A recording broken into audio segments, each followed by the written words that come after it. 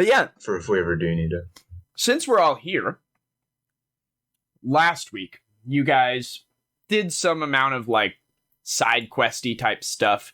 You went around, you helped out various people in the city, you looked at some of the ruins, and you couldn't get too close to one of your side quests, the Fantasmagorium, as it seems to be under the guard of the Dotari. But aside from that, you guys kind of just did a clean sweep, and you just checked off all of these side quests going down.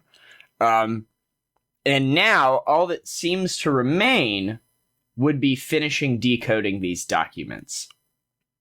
With the skill point you put in there, and with the aid of Blosredet, if you're using her, you guys will be able to finish decoding those in about a week.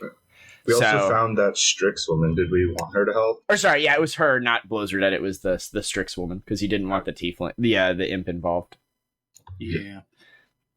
But yeah, she comes in, in her usual disguise of having this red cloak, and once it wears off,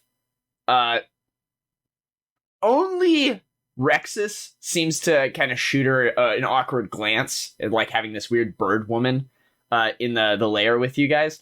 No one else really seems to care, as there's already a bunch of bird women there. And one less than there should be. Yeah, the Fushi sisters, like, they kind of like give her a nod, like, hello, flying sister.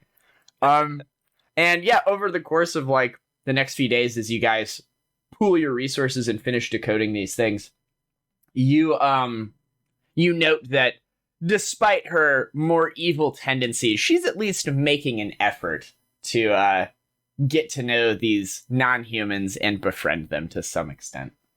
Oh, good. We had an impression.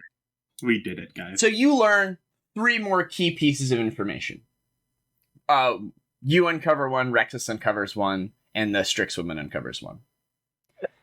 And her name, since we keep mentioning it, was Scarplume. Scar. Yeah, Scar or Scarplume. All right. So the first thing you learn is that the Silver Ravens maintained their headquarters in and below the Kintargo Opera House. Unfortunately, no information in the documents indicates any other safe houses that the groups may have maintained. And now it becomes more clear why Barzillai Thrun has decided to occupy the Opera House during his stay here in Kintargo. The second thing you learn, which is kind of more of a revelation than anything else you've learned so far, is that the Silver Ravens were said to be able to use something called the Song of Silver to defend Kintargo when it was attacked by enemies. Sadly, no additional information as to what this mysterious song was is in these notes. As you guys find reference to it a couple of times, Rexus is like, I remember my grandfather mentioning something about the Song of Silver. If you find anything else about it, I'm sure it'll prove useful in the months to come. But you guys have, like, no idea if it was, like, a super weapon, if it was, like, a defensive thing. It was just, like, a jaunty tune that instilled people's spirits or whatever. But it's mentioned as, like, their greatest weapon, aside from their, like, pluck and inspiration to the masses, was the Song of Silver. And then the last thing you know... Ours will be the Anthem of Ardent. Leaders... Anthem. There we go. The Ardent Anthem.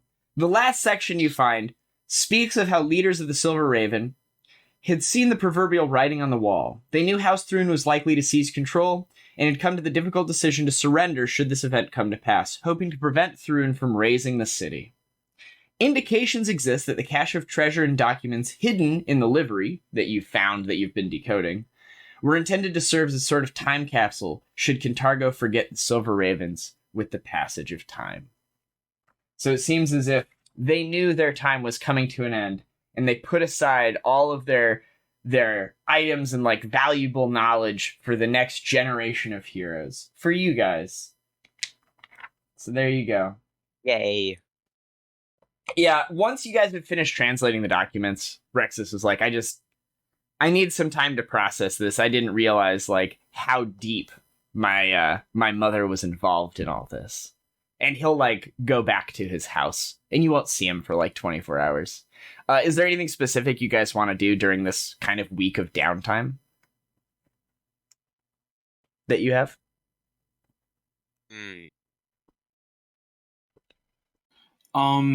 Do we know? So we've had the thing I'm most interested in is back at the bar that got burned down. That was the Millenite hideout. I kind of want to see if any of Yuri's contacts know anything about that, as you have a little similar crossover. Sure, yeah. Would I kind of know anything? I mean, you guys could make some like extended knowledge local checks or diplomacy checks to like ask around and see if anyone knows anything. That could take like a couple of days or whatever. Yeah, I'll go around asking about the people that frequented the Fighting Badger or whatever it was. Sure. I'll assist him. Or like, I'll go with you. I was gonna roll knowledge local, but I don't think I need to now.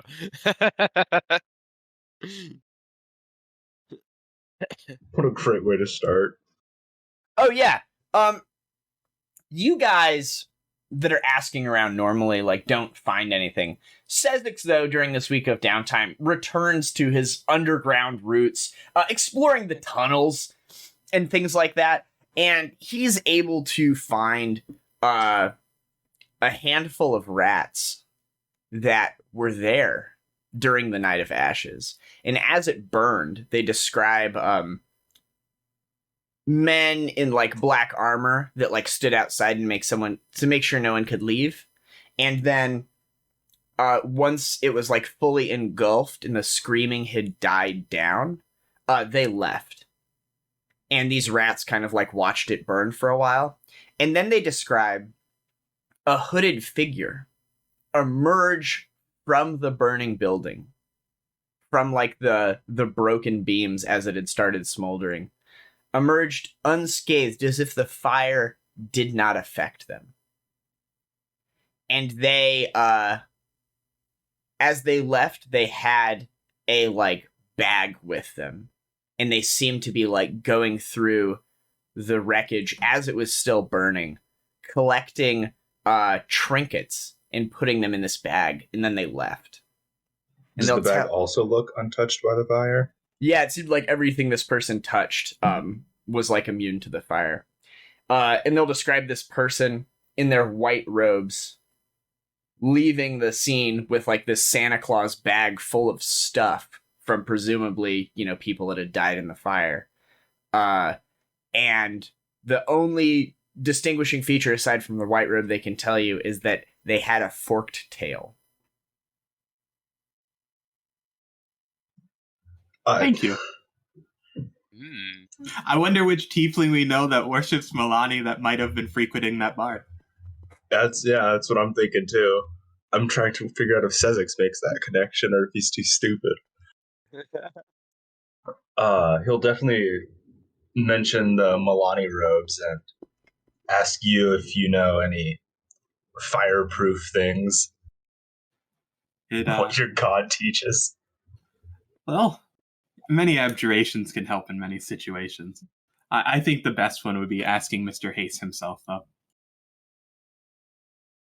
Yeah.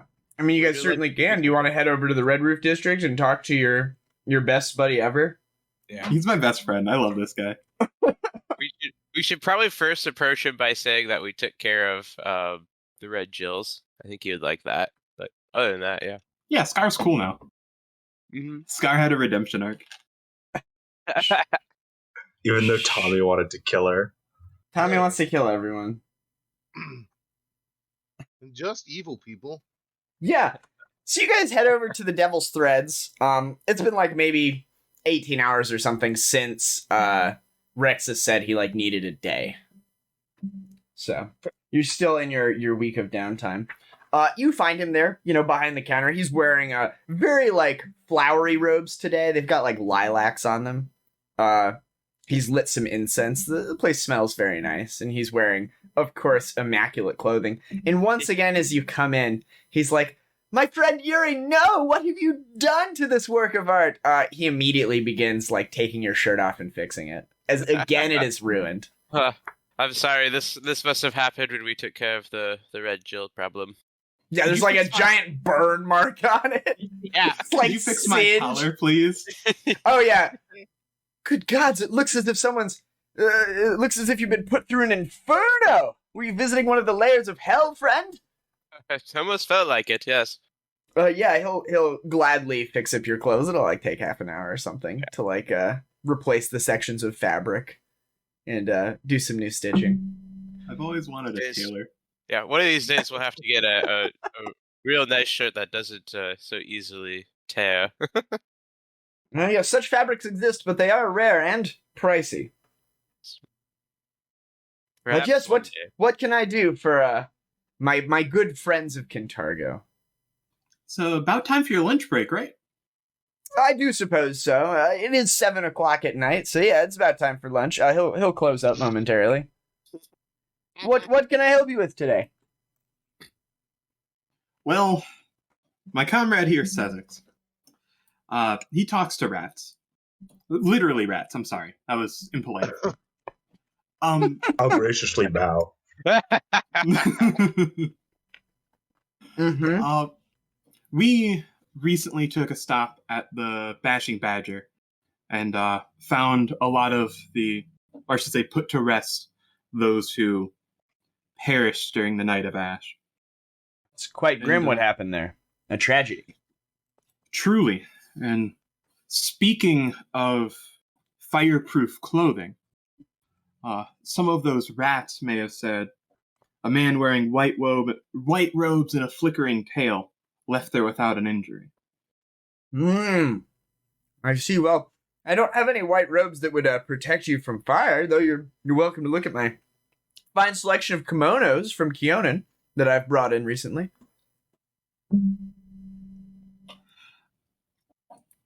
I suppose I should. I know that some mutuals of ours were having meetings there. I was just wondering if you could pass some information along. Sure, you can make a diplomacy check. Sick.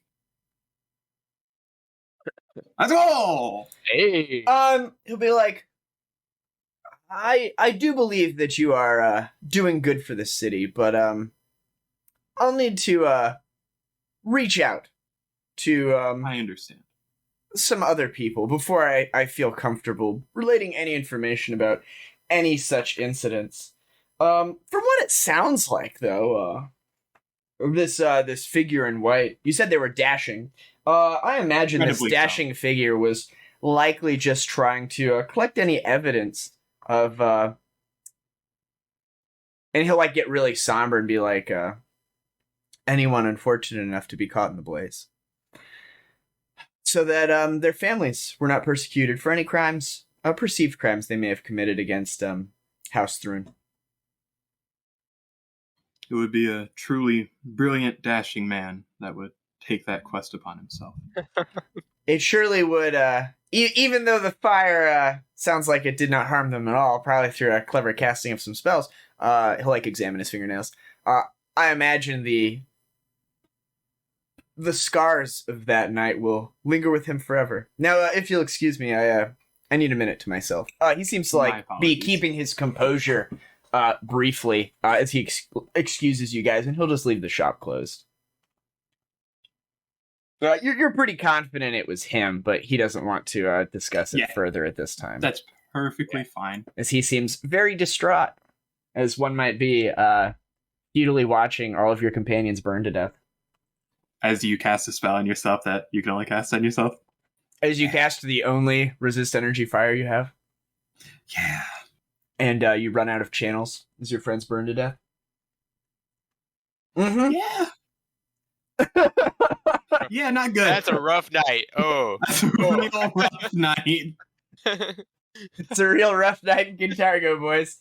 Oh, shit. But yeah, you know, the week takes a somber tone as you know, you learn of this information, you try to like process it, and just the sheer amount of loss that people in this town have experienced. And Rexus returns the next morning to talk to you guys, and he says, I had to check some things and make sure. But now I'm confident. And he produces the mithril key that he took originally. Remember, he had the cache of stuff and he gave all of it to you except for this key. He like produces it from around his neck. And he's like, I'm pretty sure I know what this opens now. I believe that the Sacred Order of Archivists, of which my mother was a member, have long used the chambers below a museum of oddities in the Red Roof District. Hocum's Fantasmagorium is a base of operations. You mentioned that there have been some Dotari outside. I stayed in the shadows and watched their patterns. They're certainly guarding the place. And I believe that this key opens something in the lower levels. Likely opens the way to the secret chambers below that my mother would have used. Listen, I know it's a long shot and it would put you at great risk, but if my mother somehow survived the fire, she may have been forced to remain silent by being imprisoned down there. If they have this much Dotari outside guarding it, I can only imagine what kind of extensive operations they have in the levels beneath the Phantasmagorium. They could have my mother or other archivists that would know much of the Silver Raven's history and perhaps even the Song of Silver imprisoned down there. I apologize for not coming forward sooner with my suspicions. I wanted to finish decoding these things to make sure. At this point, Laria will interject and she'll be like, if any members of the Sacred Order were alive, they'd prove to be great allies. At the very least, the number of documents the Order's been safekeeping down there should be a significant boon to our cause. So yeah. Rexus will hand you the key and be like, this is where the story of the Silver Ravens passes to the next generation. Ardent Crows, what you choose to do or not with this information is up to you. It'll likely be your most dangerous assignment yet. Though if you're successful, who knows what we could gain. And he'll like go sit back down and like be sullen and sad, thinking about like his mom and like his family that got killed. Oh, but yeah, you can certainly talk to him on the shoulder. Yeah, he just needs a minute. But yeah, you guys can certainly ask further questions if you guys want. You've already been out there and scoped it out, and you personally know that there are a bunch of Dotari stationed around the outside. So it is like under 24-hour surveillance. But he believes that key will probably open stuff downstairs, and might even open like the front doors if they're locked as well. But yeah. Is there any in our surveilling have we noticed any like back doors or any kind of way to try and sneak in if we take out like one or two guards or something? You've not. You can now make a knowledge local in history though if you want to investigate the Phantasmagorium further. Yeah. I do.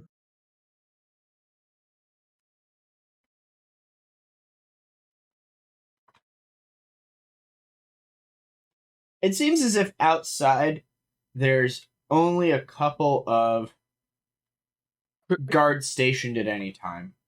It looks like just two. Okay. Knowledge local. You guys don't know anything about it. Like, about its history or anything like that. You do know it's like kind of a museum of barnyard oddities, but it closed a while ago. It went out during Night of Ashes, right? Mm-mm. No? Beforehand. Interesting. Like it just went out of business? Mm-hmm. I mean, yeah, you guys failed your checks. Oh, Something fair. happened. We don't quite remember. It wasn't really, in the newspaper or whatever. Yeah, you do know it was closed before the Night of Ashes. Mm-hmm. But yeah.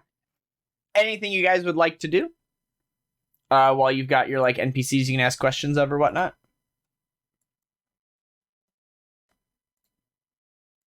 Any of our allies know? I mean, just like have the people there. Yeah, I guess I could ask around with like maybe the Fushi sisters and Forby and Crow was also an ally that we have. Maybe Can I they just know. like go? Can I just go into the sewers and see if there's like a pipe that leads in? You can spend some time exploring in the sewers. It seems as if this place is under fairly good security. And you're unable to find like a sewer pipe that has access to it. But why don't you give me a dungeoneering or survival check to try and figure it out.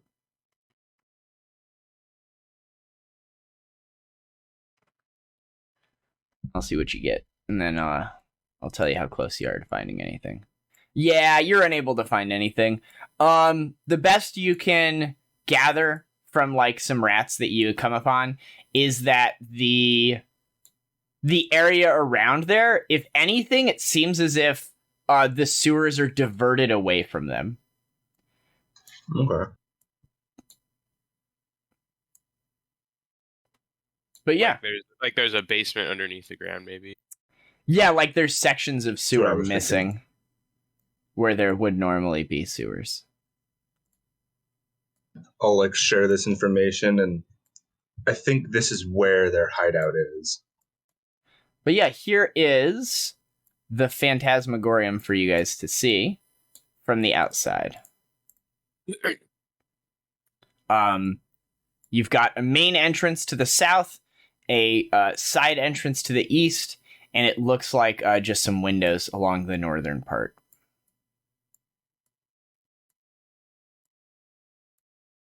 Boop. But yeah. Okay. And there are 2 guards patrolling around, right? There's 2 guards stationed at like the main entrance is what it looks like. And they like wander around periodically. You could probably, wait for a timing to like go in. I just have you make like a stealth check as a group to see if anyone noticed you like approaching the building. But you could go into either of the entrances when there's like a window of time, or you could just take out the guards if you want. I like the idea of not messing with the guards at all, because I imagine as soon as we mess with the guards, like they're going to be more. Yeah, and they're going to be more. The city guards in general are probably going to be even more high alert, knowing that they're. I don't know what this is, prison cell or whatever. Yep, these are what the people sitting outside look like. The Dotari. Yeah. But yeah. But also, what is everybody else's stealth check?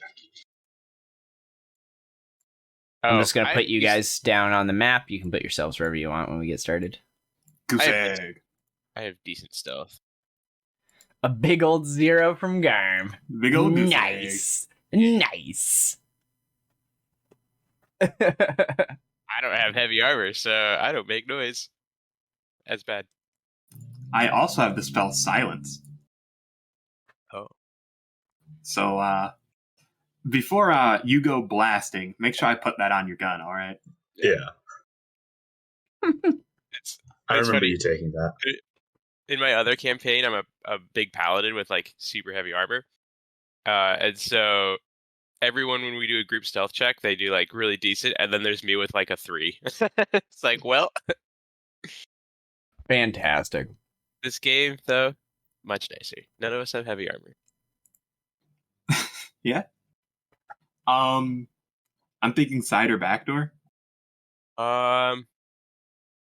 Always the back door. Man after my own heart.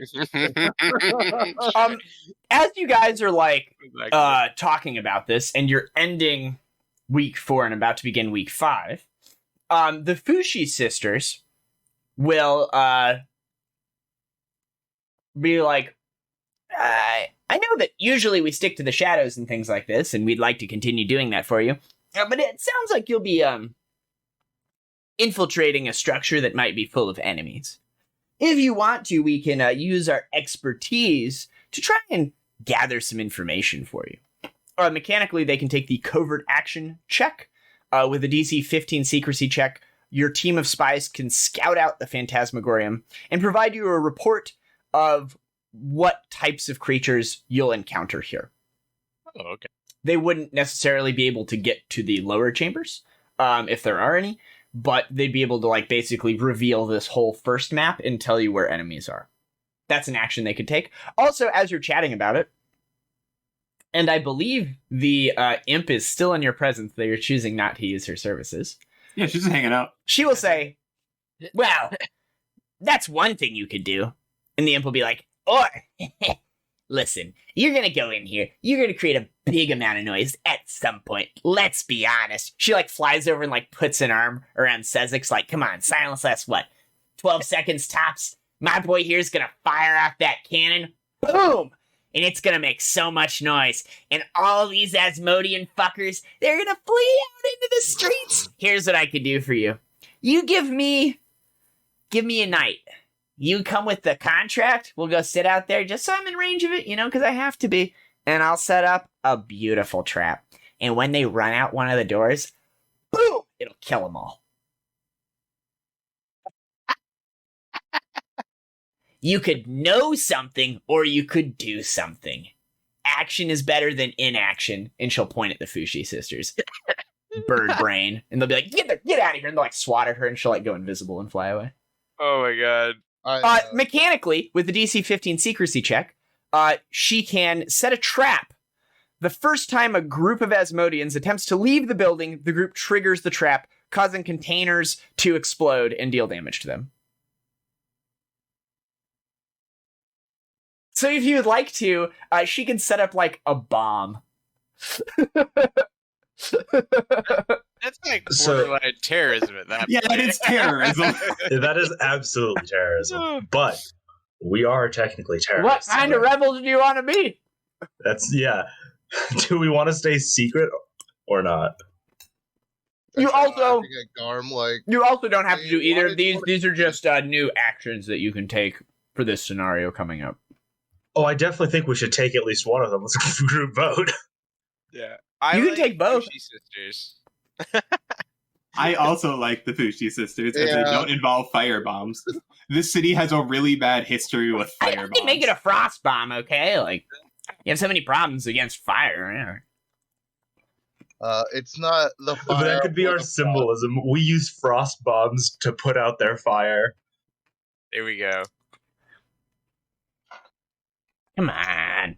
I think the Fushi Sisters is a better idea, though. Oh, yeah. So that's an action you guys can take when you do your week 5 here, which you'll do before you head out. It's just a DC 15 secrecy check. Recruit supporters, someone +5 on a D20 roll.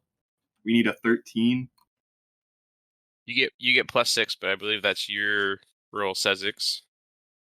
I do secrecy. No, recruit supporters is a loyalty check, I think. Yeah, I think so. You can roll it, Garm. Sure. I will. He was trying to encourage you guys to participate in this mini game. Yeah, I'm gonna roll the secrecy check. Loyalty check. I'm gonna grab water real quick while you do this. Sick.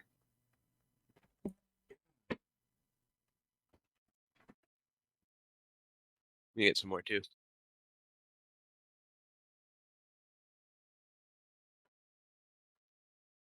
We succeed our loyalty check. Whoa. Still lose 5 supporters. How many do we gain? Gain a. We roll a loyalty check. DC 13.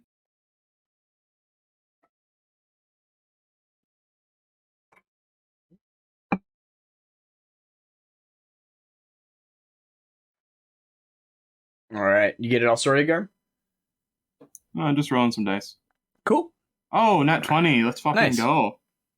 And you're gonna go with the scouting report? Yep. Want me to roll that secrecy check then? Yes, please.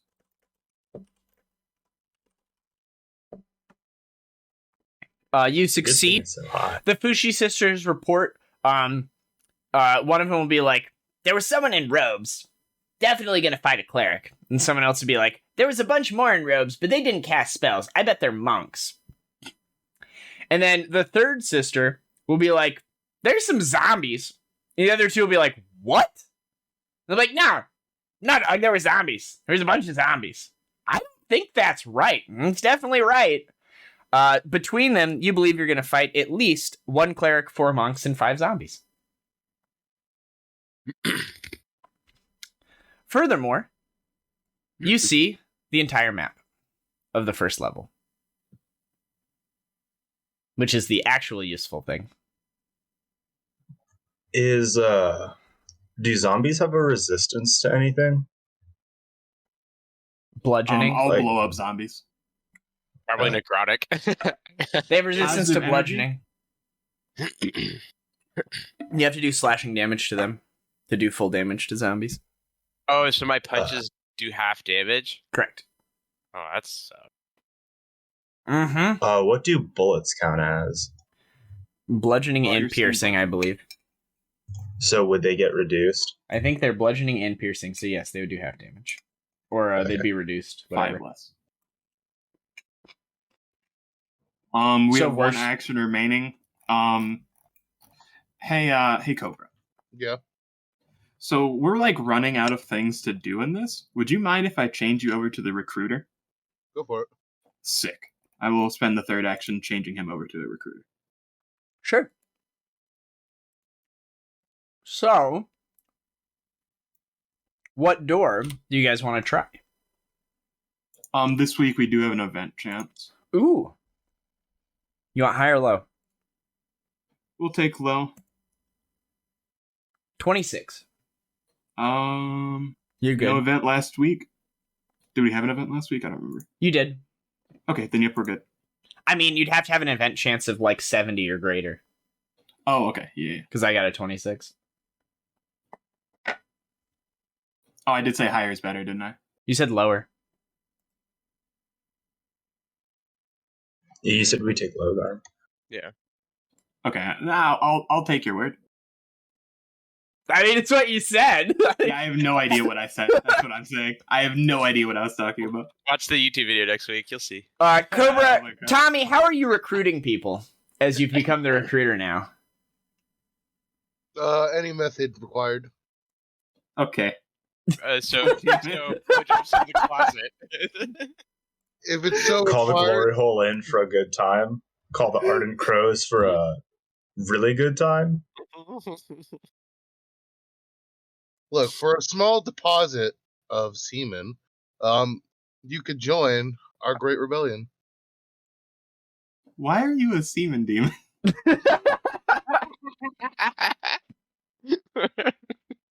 We don't Tommy kink just shame loves here. We don't kink shame here. This is Kintargo. Tommy That's just fair. loves dick, man. To each their own. He's a pleaser. Can we pull 60 gold out of the party sheet level? Sure. Thank you. Do you want to take Tommy off of being a recruiter? I'll understand. I might have to. We've been getting a number of HR complaints. We're going to have to reallocate those resources. Maybe you could put me at recruiter. I don't know how important security is necessarily, but I mean, you're doing a bang up job so far. There's just been this imp running around killing people. You're doing great. It's heart. We have so much heart. So yeah, do you guys want to try the side door, it looks like? When That you're was a ready back to door. advance? There's only a side and a front, the others are windows. Then yeah, side. Sure. Yeah. Go ahead and give me a stealth check, and I'll just average it. You guys don't want to make a stealth check? And we'll see if the 2 guards hear you. Yikes. well, the 33 does help. Yeah, it does. Yep, you guys are fine. They don't hear you. It's like a DC 15. You guys can't approach that door. You wait until they round the corner as the 2 of them walk back towards the other door. And as you try the door, it's certainly locked. Which one of you has the key? Guys, in total, our score is 69. Fantastic Nice. choice. Was that your Rain Man moment? I wanted to find the average. Yeah. You guys all roll your dice. count dice. Station's like 4 dice. Do you want to open this door?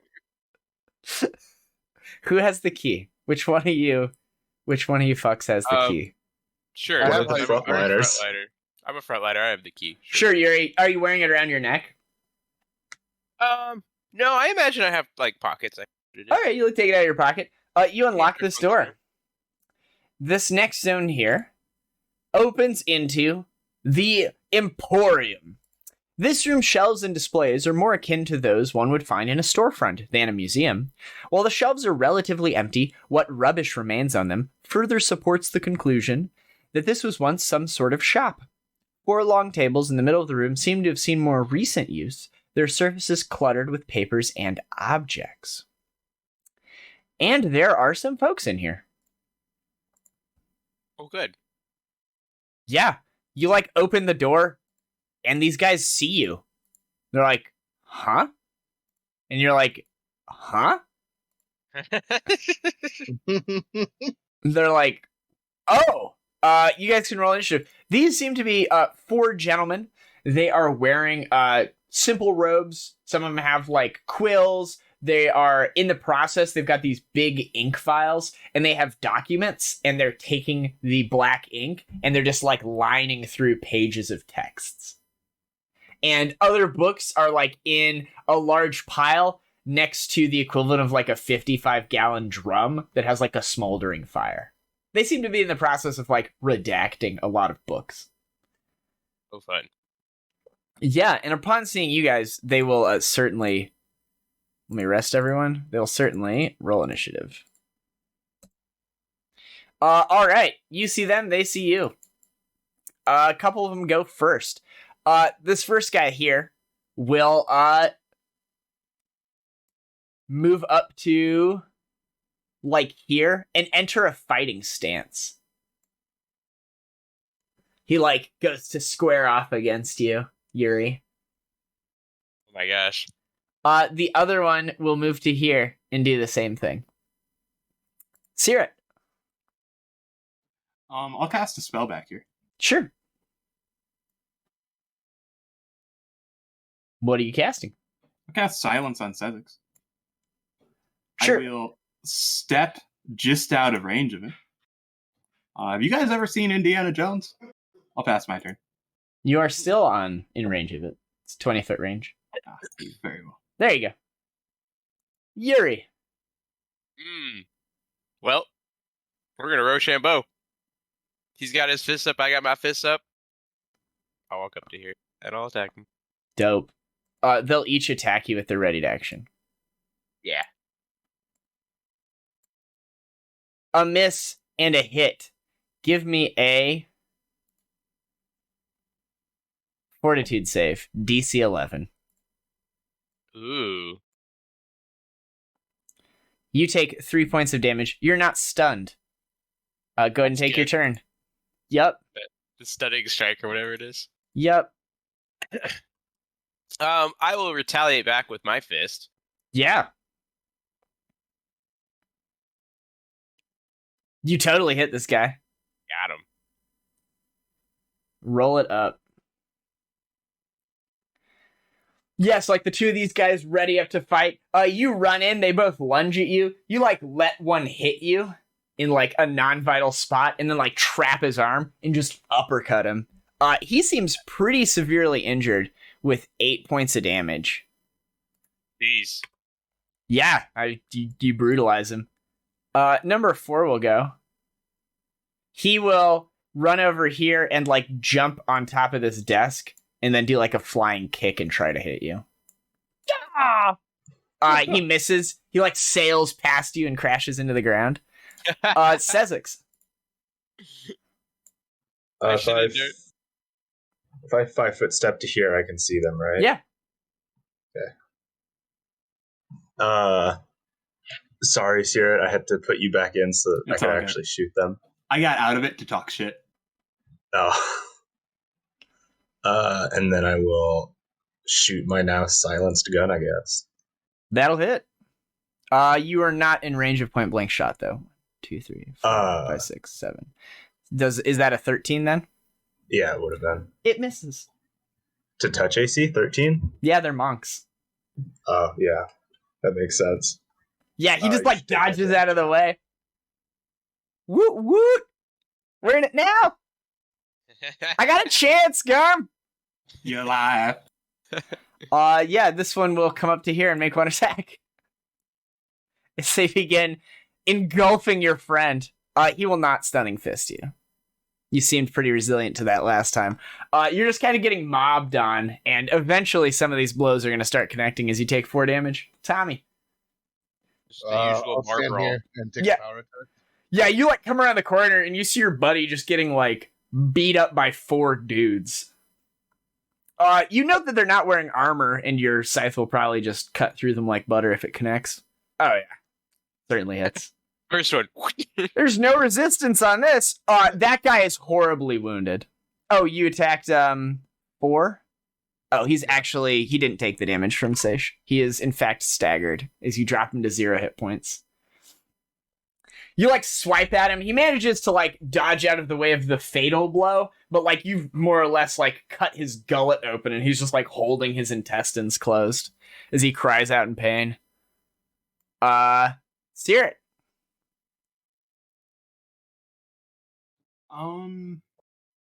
I'll step. No, I have to get out his range.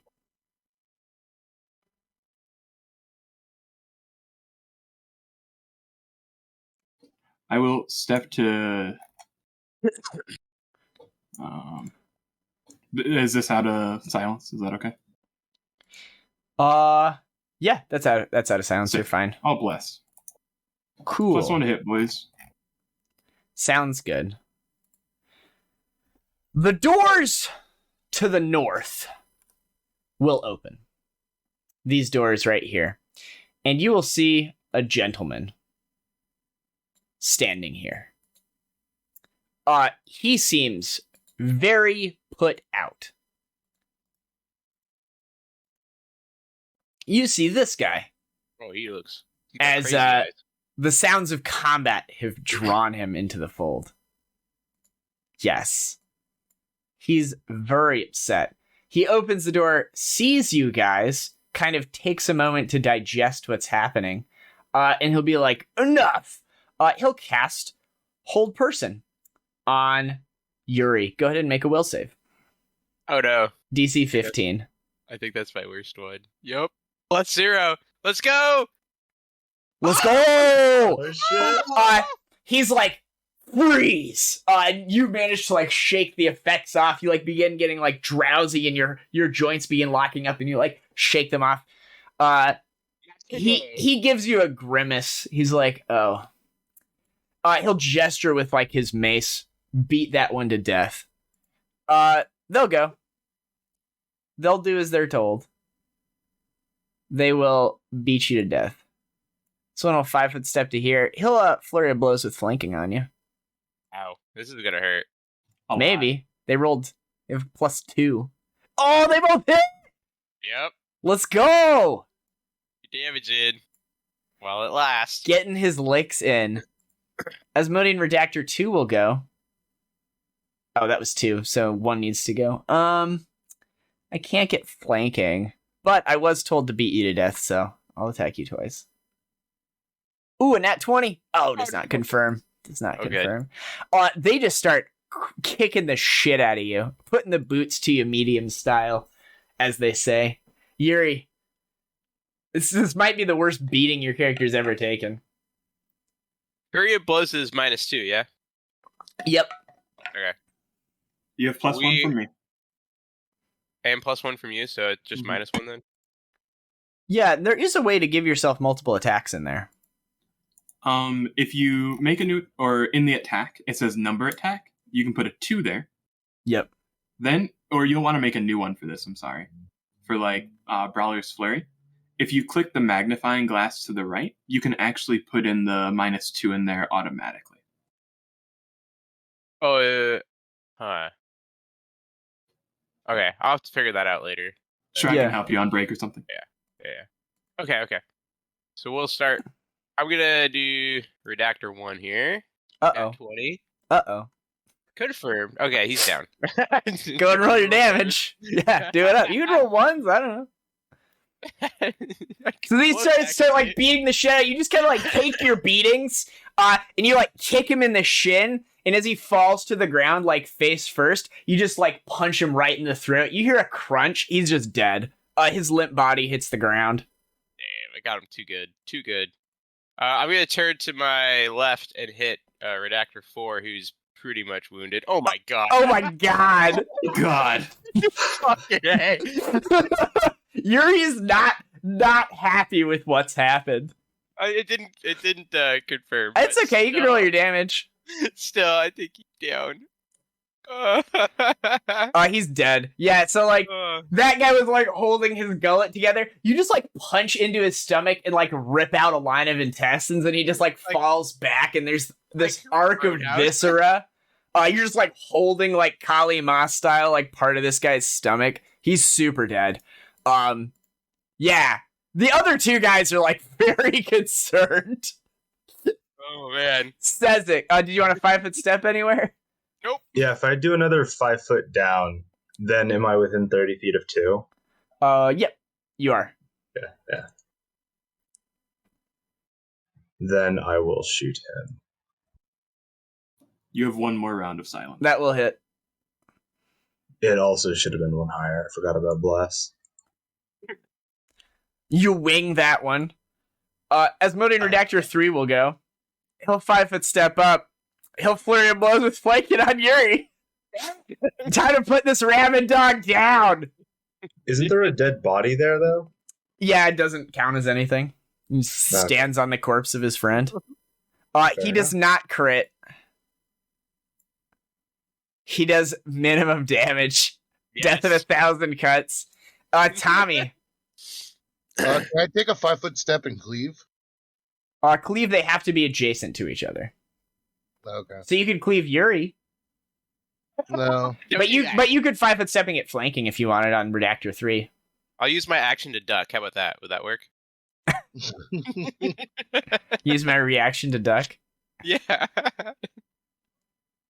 Fantastic. Is that with the +2 from flanking? Yeah. Is that with the +1 from Garm? No. You missed by 1. Oh. As you need a 14 to hit.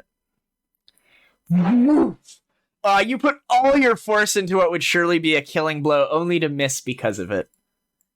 Caerrat.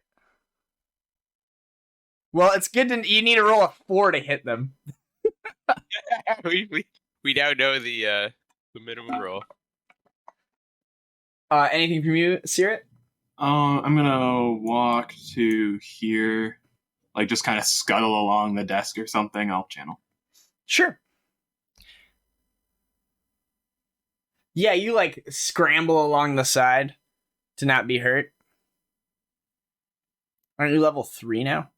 Yeah, there you go. There we go. Riddle did not like that. He did not like what was happening. It seems like his companions need help. He will throw a spiritual weapon onto Yuri. His spiritual weapon has a... They don't have it factored out as an attack. Awkward. 3 plus 1. So I have a +4 to hit.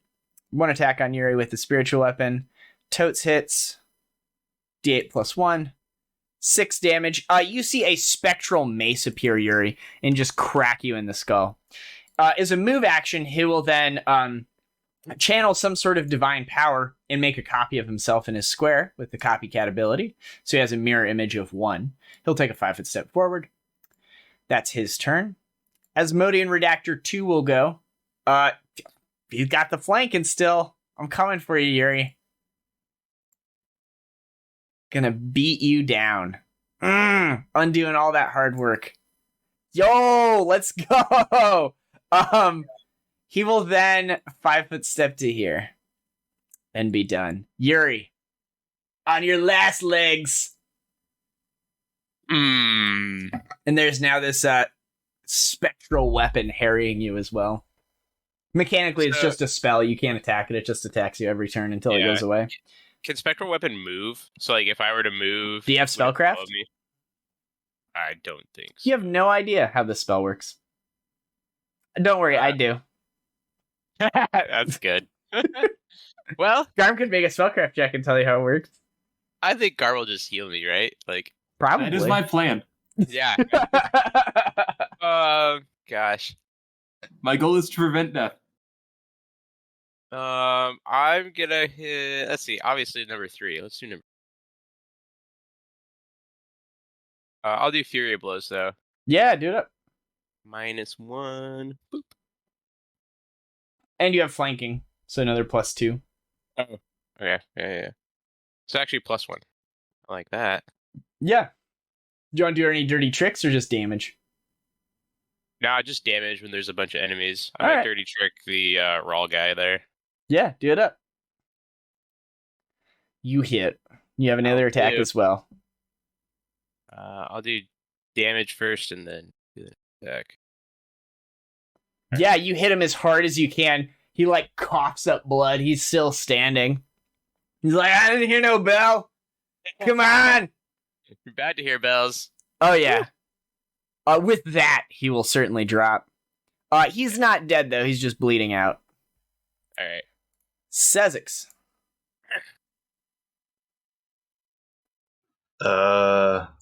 I just 5 foot step closer. And I have silence for this last turn, right? Last round of silence. This is your last round of silence. Then I should be within 30 feet of Redactor too. You are indeed. You hit him. He takes it. Redactor 3 will go. He'll roll this d20. He's on the ground. He continues to spurt up blood. Tommy. I'll walk here and power attack. Okay. One from Garm. Only death blows. You raise the scythe above your head. He like goes to do like a double block with his forearms. You just like cut through his arms into his chest. He's super dead. He collapses to the ground. There's gore everywhere. Tommy Caerrat takes no prisoners. certainly does. Silence goes away. Oh, channel. Heal me. Dope. I'll make a spellcraft check. Yeah, you do it as the spell is being cast for free. You don't know. Spell. You don't know what this spell is. I'll ask Strut over here. That's a mace. It sure is. It will go ahead and attack for free. Ooh, a 14 to hit. Do a d8 plus 1. It'll do 6 damage. All my good work. That's free. Well, he seems pretty solid. However, he doesn't like that guy with his scythe. He'll move over to here, and he will burning hands these two people. On Yuri and on Tommy. The guy on the ground will fail, and he burns. Yuri, you will take half of this. Tommy will take all of it. So Tommy takes 8, and Yuri takes 4. Okay. Good. Enough to drop you. Yep. You can roll to stabilize. The spiritual weapon still seems to be above Tommy. Or Yuri. Oh, sorry, above Yuri. Like the sword of Damocles, the mace of Damocles, ready to drop upon him next turn. Mechanically, the way the spell works is it moves up to 30 feet around for free, chasing the target that it's on. I can spend a move action to direct it to someone else. It lasts a number of rounds equal to my caster level. And if I break line of sight with the target, it returns to me and I have to redirect it. Which Cool. I'm sure that your companion will learn all of tomorrow as soon as he can prepare spells. Yuri, go ahead and roll that stabilization check, though. What do I roll? A d20, and you'll add your constitution bonus. I got you. You've never had to make one before? Don't worry, buddy. You'll have to make a few before the end of this campaign. Yo, you're fine. You do not bleed to death. Sezzix. Well, this time I'm already within 30 feet, so Oh, weird. I guess I'm just... Did you find a stabilization button? Yeah, I don't know what that is, but... I just rolled I just rolled my a d20 plus my con bonus. Oh, it automatically did it. Weird. Don't worry about it. Sezzix. Evens, you hit him. Odds, you hit his image. You hit his image. He'll take no damage. And his image would disappear. 100%. Asmodean Redactor 3 needs to roll a d20 to stabilize. Bleeds a little more. Tommy, you're a little singed. Your companion has collapsed to the ground. Oh, Redactor 3 is dead. Whoops, my bad. Your companion has dropped, and there's this guy standing on top of that desk. What do you want to do? I'm going to take a 5-foot step and then attempt to trip him. Sure. Go for the knees. Oh, you totally hit. He flops prone. Oh, I forgot my +2 from improved trip as well. Oh, well. Oops. Boop. He is prone. Caerrat. So yeah, he like hops up on there, and you just take your scythe and you just knock both of his legs out. Boom! And he'll crash into it. I'll move here. I'll channel. You just want to cast a spell on him? I take protection spells. I remove fear, shield of faith, and pro evil. You have spontaneous casting I have for 9 cure channels spells. a day. Oh, okay. Sure. He'll go. He will attempt to cast a spell defensively. Oh, sorry. His weapon will attack Yuri. Yuri is prone. It'll get +4 on the attack. It hits. It hits him for 5. That hurts. He will attempt to cast a spell defensively while he's next to Cobra. He has combat casting. Cool. So, he'll do this and add 4 to it. He succeeds. He disappears. You can make a spellcraft check.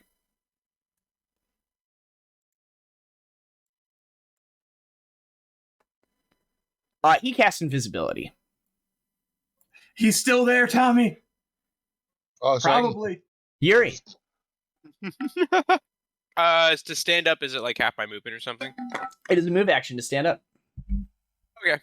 Well, I'm doing that. Sure, you stand up. The hammer, the mace is still there.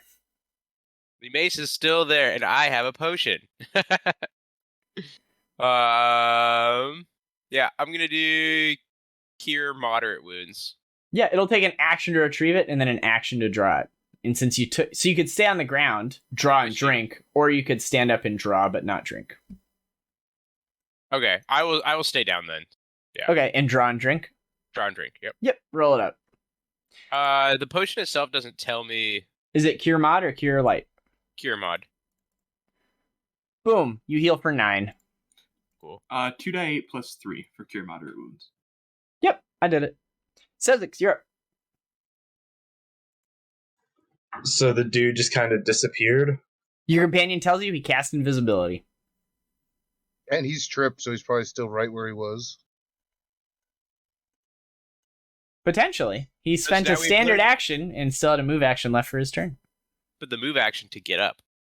And then one could take a 5-foot step. Ah, so you got like a 50-50. I'll just like shoot this line and Sure. see if I hit him. Evens, you have a chance of hitting. Your attack misses. Tommy. Can I cleave 2 of these squares? No. Alright, I'll attack. Well, so here's the thing. You could cleave 2 squares. However, the way cleave works is if you miss your first attack, the second one fails. Wow. So either he's in the first square and you have a chance of hitting him, or he's in the second square and you miss because you missed the first square. So it would do nothing. You could certainly cinematically cleave, though. It would just be whatever square you target first is the one you'd have a chance of hitting. I'll attack this square. Sure. Yeah, evens or odds? Evens. Your attack misses. Caerrat.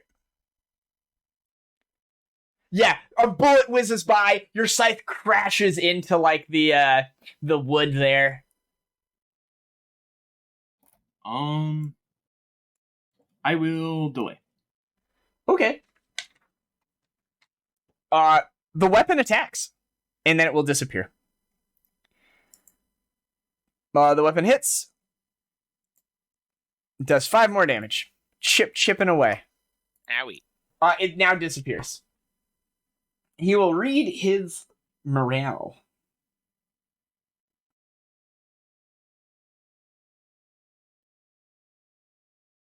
Dude, hell yes. Sure. He will become visible as he swings down upon Tommy. He 5-foot stepped to here, by the way. No. And then just 5-foot step back. He'll attack Tommy twice. His first attack is attacking out of invisibility.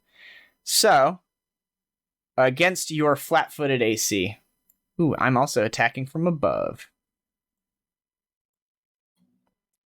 Against your flat-footed does a 13 hit. 15. For your flat-footed? Yeah, I'm 15. Damn! Misses. His second attack is just normal old attack. Will hit. Cracks into you for 6 damage. That's his turn. Yuri. If I were to attack from the ground, is there a negative penalty to that? Well, you can't. Okay. Because there's no one adjacent to you, but you'd have a -4 on your attack. Can I 5-foot crawl somewhere? No, you can move action crawl 5 feet. Okay, so if I were to move action 5-foot crawl there, would I be in range to? Yeah, you'd have a -4, or you could move action, stand up, 5-foot step, and take 1 attack with no penalties. Oh, okay. Let's do that. Yep. That's better. You basically never want to crawl. It's just a waste of time.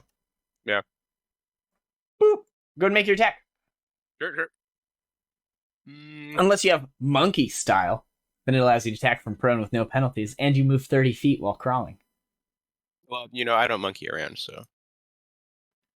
Boom. You totally hit. Excellent. There are no images. He's by himself. He's by his lonesome. Yeah, and he's taking 8 damage. He's taking it all. Sezzix. Let's see if he takes more damage. Probably. Do we still have Bless? Yes. 3 minutes.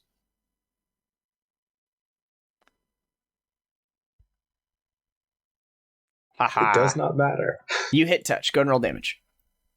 Oh, yeah. You blast him. Tommy, this guy looks pretty badly hurt. Do I get a bonus to trip with the bless? Yes, you do. Fuck him, I'm tripping him again. Sure. He is knocked prone. I love these combat tricks we got going on here. Anything else? I will take my delayed action after Tommy's done. I'm sorry. Well, I assume so, because it's your turn again. I'm gonna let Yuri beat the fuck out of it like curbstone. Did you want to move or anything? American History X No, style. I'm good. Okay. Seerett.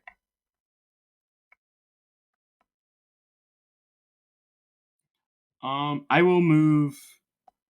I'll jump over here and then step to here. I'll wave around my own Morning Star and give Yuri. Yeah, give me an acrobatics check to clear that Sure. table.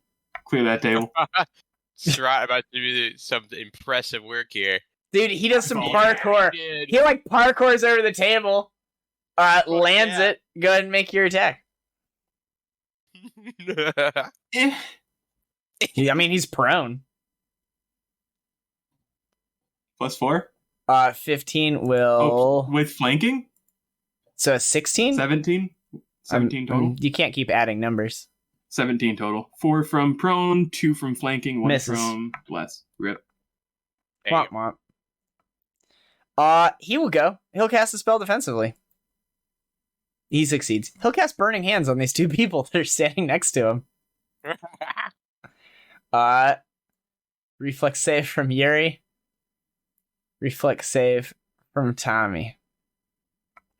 Both will fail. Both will take this damage. You'll both take 9. I'm down again. Yarp. He will then stand up, provoking an attack from Seerett and Tommy. No more flanking. That was his goal. Worked out. You hit. As he like incinerates your friend. He'll like laugh, and as he stands up and as you like swing the fatal blow, he'll be like, "There's no one left to betray the church." He'll stand up. You like embed your scythe in his shoulder, and he's like, "Yes, the secrets die with me." And he'll collapse to the ground. Combat is over. Yuri, you roll a stabilize check. Sure. We are still in rounds as someone fired their gun outside of silence. Yuri, you stabilize. Sezzix, give me a perception check.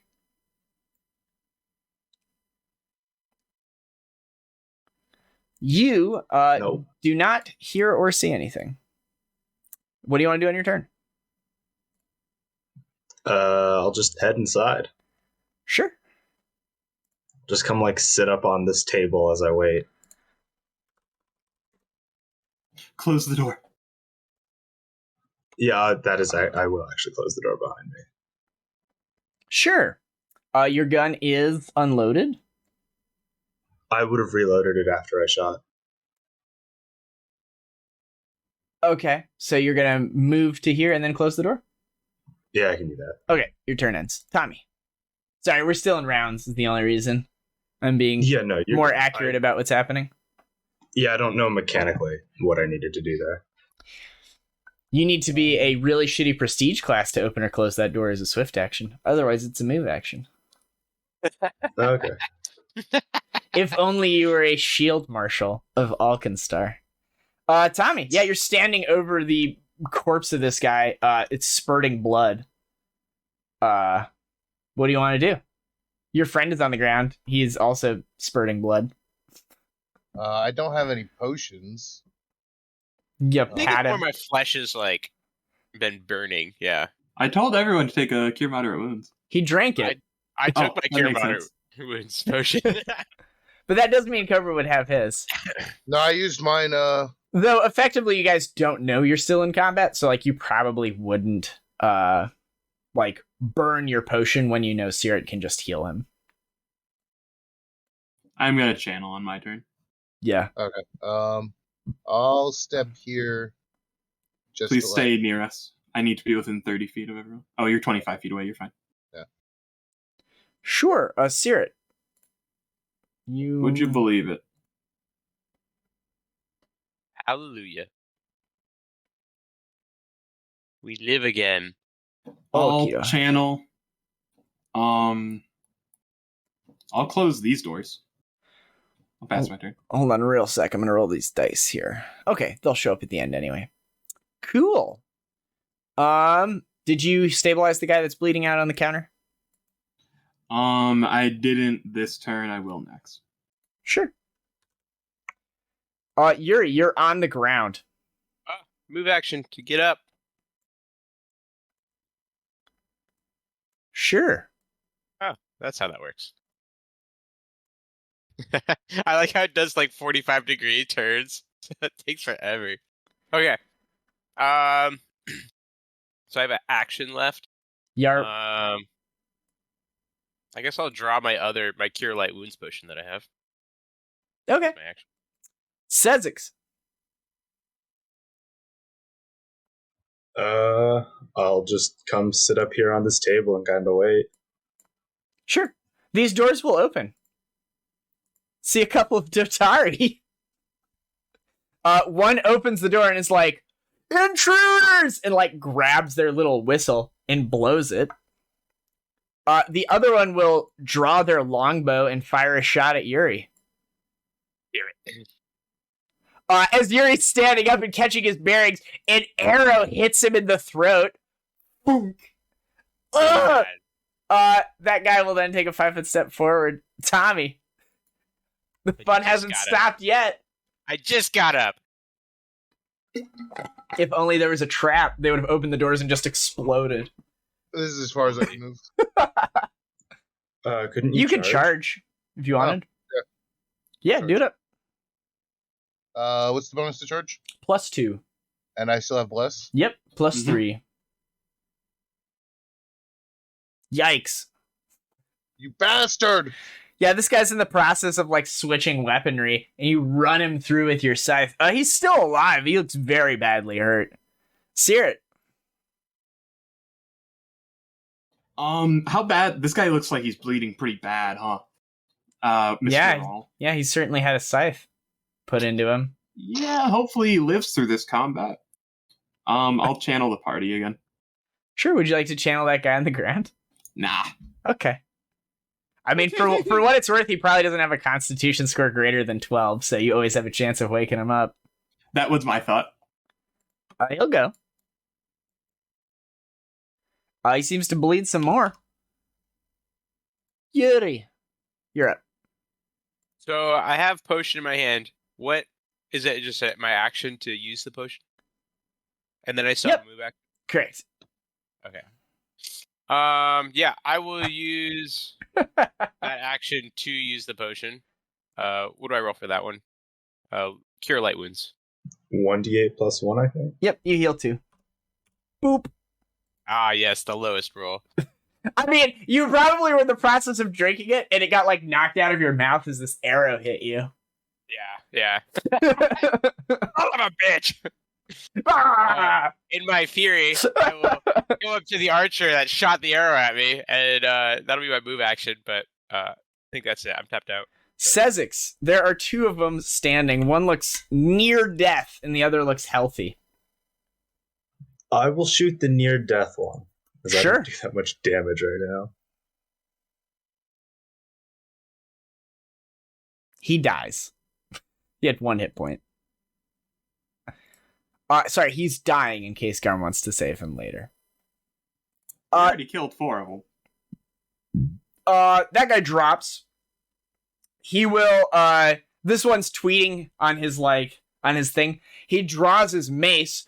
He'll swing once at Yuri with his mace. It cracks into him. You get jostled for 7 points of damage as he whacks you across the jaw with like a big piece of rebar. He'll then take a 5-foot step back and verbally say, "We're under attack! Help! Help!" This other guy on the ground, he bleeds. He bleeds some more. Bleeding it up. Tommy. I will attack him with a power attack. Yeah. He's dead. You roll your damage. He is in fact at 0. You again just like rip through him with this scythe. You cleave through his armor. He's like holding his shoulder. His mace is like hanging limply. You've like severed some tendons, and he's like, "Help! Help!" Searit. You okay, Garm? Being assaulted by my cat. Dude, if only you had opposable thumbs. Just class. And could somehow defend yourself against your 8-pound cat. Do you see this fuck? I do. It's pretty fantastic. Is he trying to bite you? Yes! I'm bleeding! What kind of dog cat is that? Jesus! I've never seen a cat try to bite someone. Oh my god! Ah, fuck, he's eating my feet. Well, it's your turn whenever you recover. Yeah. I'll use a wand of cure light wounds on the guy that's down and stabilize him. Cool. Nothing happens. Huh? He's dead. Oh, he's dead. Yep. You're holding the charge. I'll remove him from the board now. Fair enough. He had 10 con. He died on his last turn. Yuri. He literally just died. I'll 5-foot step and I'll Fury of Blows this guy. Make sure he's down. Sure. Just I gonna think curb stomp his ass. Do it up. We are on the steps. Misses. No, wait, do we have Bless? Yeah. Still? Yeah. Oh, +1 then. Misses. Okay. If only you hadn't flurried. You need to roll a 9 to hit him. You have a second attack. Fortunately for me, yes, I have a second attack. No! I thought that was a Yo! 9 for a second. Let's go, Sezzix! Oh, fucking hey. 5-foot step, and I'll make him go down. Yeah, it looks like he's about to turn and run. You get a nice shot on his back as he's turned, and you drop him. There's a spray of, like, brain matter across the cobblestones. He's dead. Isn't it unethical to shoot someone in the back? Are we These are bad people. I'm also a rat. Yeah, I mean, Yeah. I imagine Human laws don't apply. I to me. imagine they bleed to death. Combat is over. Yuri is messed up. Yeah. Good thing I have this charge. Come here, big guy. Yeah. You guys go inside and close the door? Are you going to take the bodies with you or leave them Yeah, out I'll bring there? I'll those drag the inside. body in. Sure, there's Yeah, a we lot should of bring the viscera outside. You can remove the bodies, but it will be very apparent to anyone that spends more than a couple of rounds here that something happened. Any jug of water in this room? 4 charges. You'll be topped off. No, there's not a jug of water in this room that has a smoldering fire thing. Yeah. The noise of combat has died down. You can now see into the offices to the north, where the guy came from. So you've basically seen this room up here now. Overturned desks and scattered paperwork cover the floors of this large workroom. Several doors hang to the walls of the southeast and the northeast to reveal empty offices, each containing numbers of bedrolls and supplies. There is a book on one of the tables that seems to be open to a page that's like folded open with like a bookmark. The tome is called The History and Future of Humanity. You can make a Knowledge 10 religion check. The inside cover here contains a short note. It says, "Turn the eye to spell the name of the Master of Masters." But yeah, the book seems to be in good condition, is probably worth 100 gold pieces. Cool, we got a book. I'll add it to your party sheet. Book. 100 gold pieces. I imagine if it's important to Rexus can take a look at it too. Sure. Quite possibly. Though after your slaughter spree, I don't know if he wants anything to do with you. No. What would you guys like to do now? We tried, Walter. We tried. You did not try at all. Cobra Scythe was only on power attack. There was no medium setting. He cooked those fools. To be fair, unless I crit, it's only non-lethal damage. So, yeah. It seems that like can't be said about my gun. Though. Seems like the way out is down over here. Okay. Well, do we want out? Don't we want to like try to go down? Oh yeah, to explore. That's what I said. Yeah. This seems to be Oh the my only God. way out of this area you're in. Is to the south. Yep, I figured out what you meant. Took me Yeah. a second. Just a quick analysis of the room. There, we don't see any investigating. Right now, you guys have spent about 30 seconds here healing and quickly picking up the stuff that was on the table. If you would like to spend longer, you certainly can. I feel like we'd want to try to clear everyone out before we spent too long looking around. Yeah, I mean, there's tons and tons of documents across all of the tables here. You think it would take you a little bit of time to like sift through them and see if there's anything of value. Is this bookshelf or whatever it is that my character's on? Is that movable or is it attached? Oh, it's movable. Sweet. I'll start to move it in front of this door. Yeah, I mean, you can do that while you're being healed. You can drag it in front there. I'll toss out Okay. a detect magic, just see if there's anything. Tossing out a detect magic. In what arc? Looking over the plethora of bodies that have been made. Yes, there is magic. Sick. I'll spend 3 rounds, then throw stuff in a bag. Sure, it seems to be on all your companions. Nice! I'll throw all my companions in the bag. I mean, they're all inside your circle. Yeah, I'll spend 3 rounds focusing, and then if there's magic items, I'll pick them up. There are no magic items except the ones on your party. Sounds good. But for what it's worth, Garm, all of the documents and stuff were across these 4 tables down here. Yeah, I didn't know if Raoul had loot or stuff, and so I was looking for that. Oh, you want to check him? Yeah, I see. You could just go search him. sure. Yeah, we can search. Yeah. Sorry. Yeah, I'm just trying to loot. Yeah, do you want to like loot all of the bodies of the people that were in here? I'm just worried about his stuff. He probably seems important. Don't worry, the monks had nothing. Yeah, that was about right. They can't even afford swords. They'd use their fists. Raoul's mace seems to be magical. The other one seems to be very finely crafted.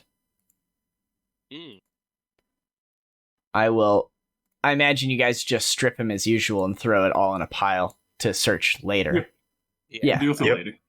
That Okay. can work. Works for me. Sounds good. Everything's in there. You can identify it when you have some time. Sick. But you found a breastplate, a scroll, and a couple of weapons. But yeah. It certainly seems like some of the ink quills and stuff like that here would be valuable. The stuff they were using to do the redacting. Again, it would take some time to collect it. Head west. Yes, head west. Okay. So you make guys my way have to spent the about forest. 8 rounds after combat.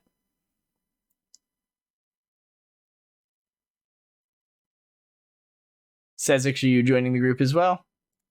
Oh, sorry. I didn't realize we moved ourselves. Yeah. That room there seems to be a series of open galleries. They may have once held numerous paintings and other objects of curiosity in glass cases, but today all the displays are empty.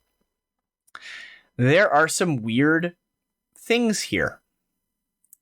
There are horribly charred remains scattered about the floor. And there are also a half dozen creatures upon this floor. They seem to be zombies. They're just kind of milling about. They like heard the sounds of combat or whatever, but they didn't care. But now as you guys have like rounded the corner and they see you and they note that you're not wearing the same clothes that the people that made them are, they will certainly leap into action. As zombies might. Yuri, you see these creatures, and yeah, you're the first to react. Do I know anything about zombies? This walking corpse wears only a few soiled rags, its flesh rotting off its bones as it stumbles forward, arms outstretched. Do you have knowledge religion? So I would go punch things. Sure. You notice that they're all wearing burned noble's clothing. Noted. I'll punch a dead noble. Sure. Yuri don't give a fuck. Indeed.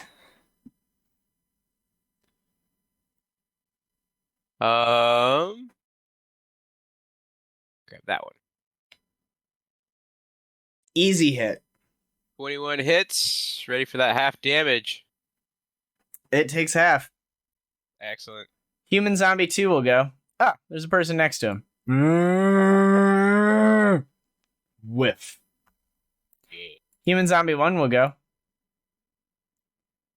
Human Zombie 1 checks to see if he has the staggered quality. Yo. Human Zombie 1 will charge. I guess this square. Or are these 28 days later zombies? Whoops. It hits you. No. They are certainly staggered, but they can take the charge action specifically. Tommy. They like do like a lunge at you. Make one attack. Oh, 7 damage? Yeah. I'll move here and power attack zombie 1. Sure. Do we still have bless or no? No. It lasts 3 minutes.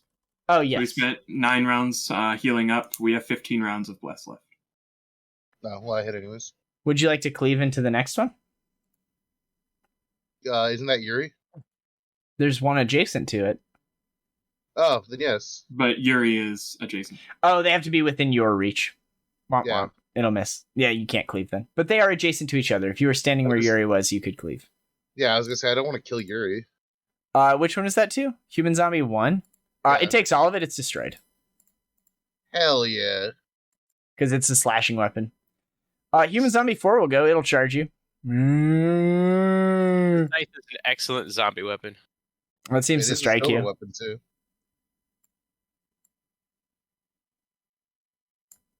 Sezzix.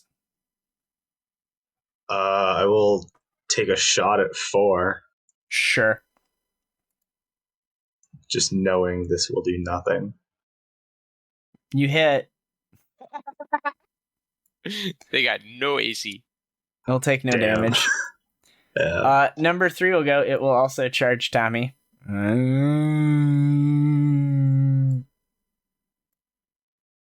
Oh, it misses. And 5 will go. This one has to just laboriously walk around to here. Sear it. I'll go here. Sure.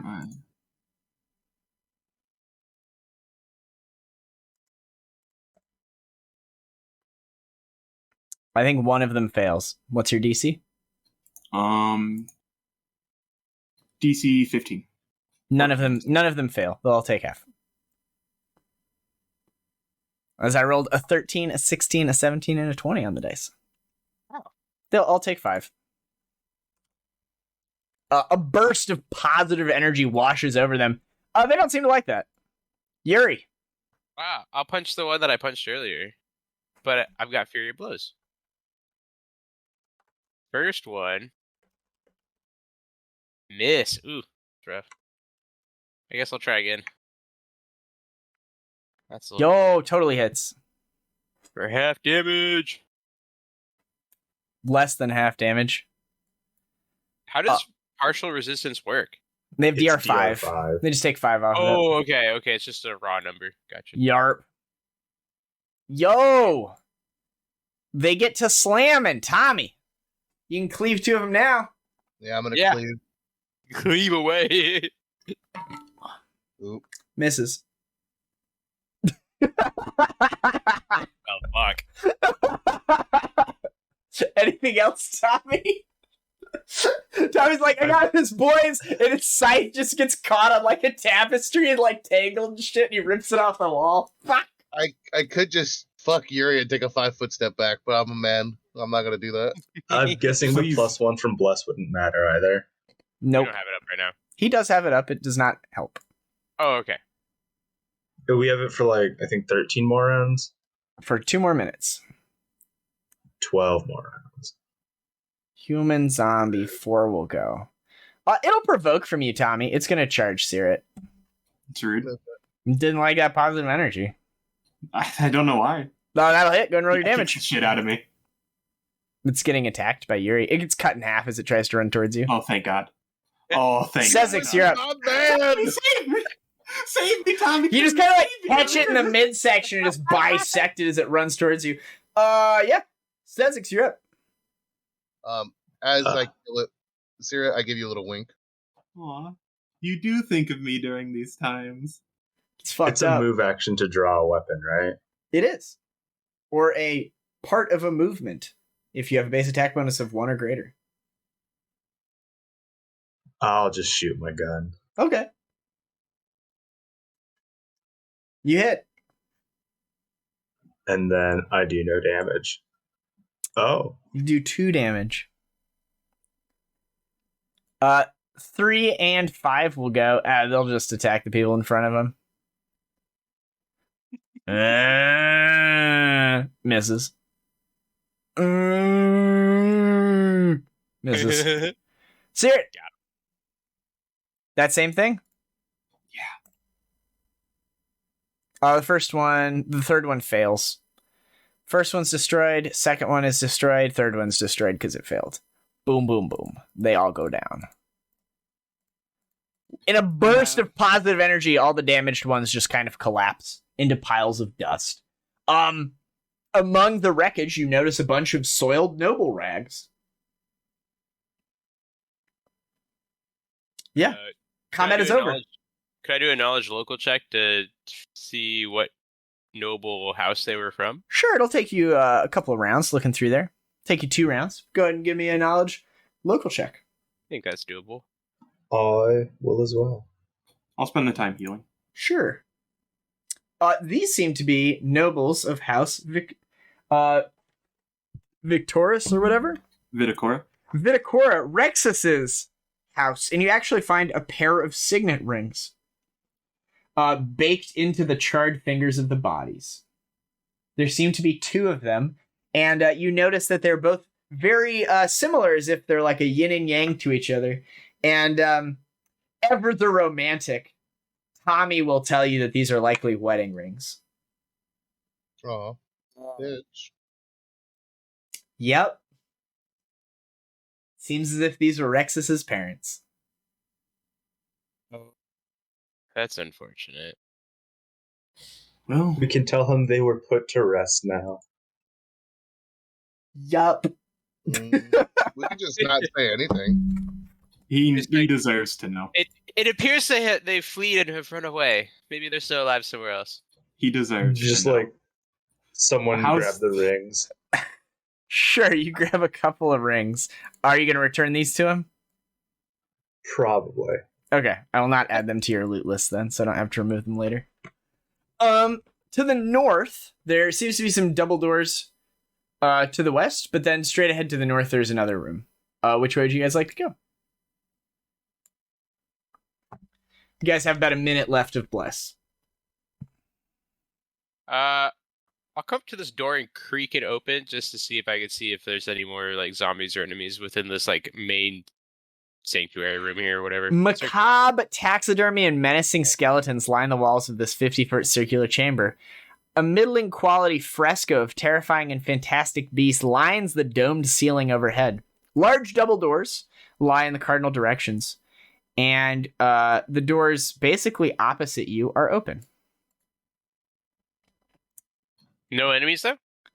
You do not see anything except for these like macabre skeletons throughout the room.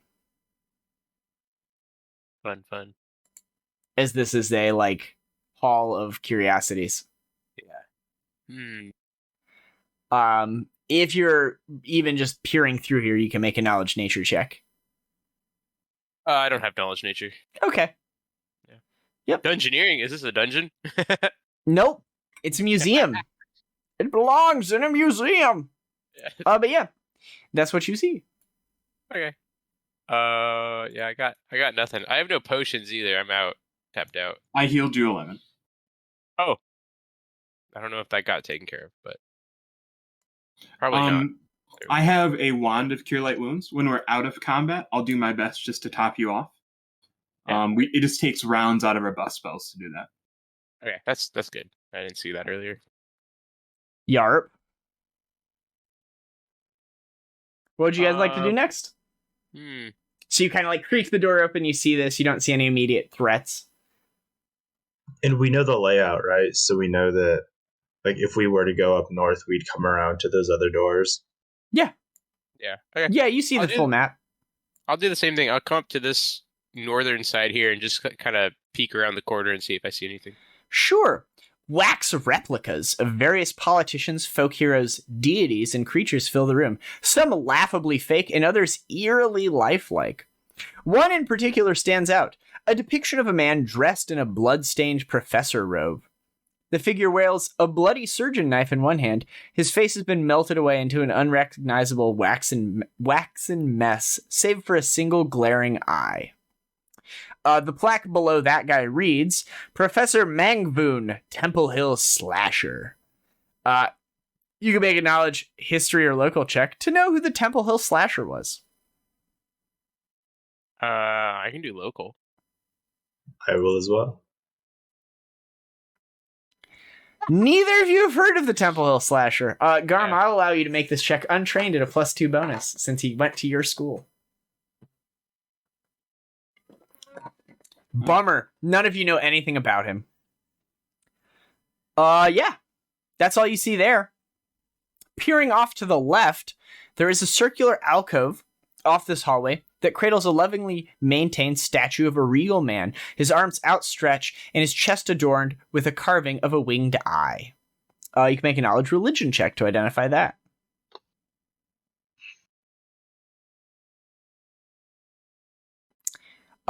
You do not know who this is. I really need to go to school more.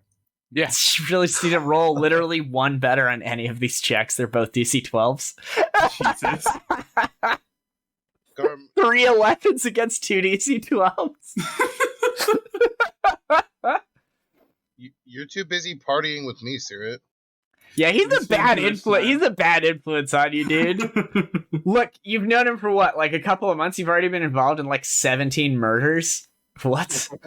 And breaking and entering. The Temple Hill Slasher only killed Hey. 5 co-eds. Like, this is... We also were in a 3-way. Oh god, I forgot about All that. equally important. Yep. I'll say that Bless is probably gone now as you guys have been creeping around. Sounds good. Yeah. What'd you guys like Makes to do? sense. So, if I recall, there was something about like turning an eye in one of those passages in the book we picked up. Yes, you do in fact have a book that says, turn the eye to spell the name of the Master of Masters. And the eye on the spine of this book seems to match the eye on this statue. Thumbing through the book, you can discern that it's a book of worship to, Eridan. Yuri. Nope. Oh, it's Eridan? The eye is a book of worship to Eridan. And Oh. this statue does depict the dead god Eridan. That seems evil. He was the god of humanity, revered and beloved in this place until 100 years ago when he was killed, and House Thrun came and turned the entire nation into an evil nation. Oh. Well, I'll go take a look at the statue a little closer, particularly at the eye. Sure, make a perception check. Sure.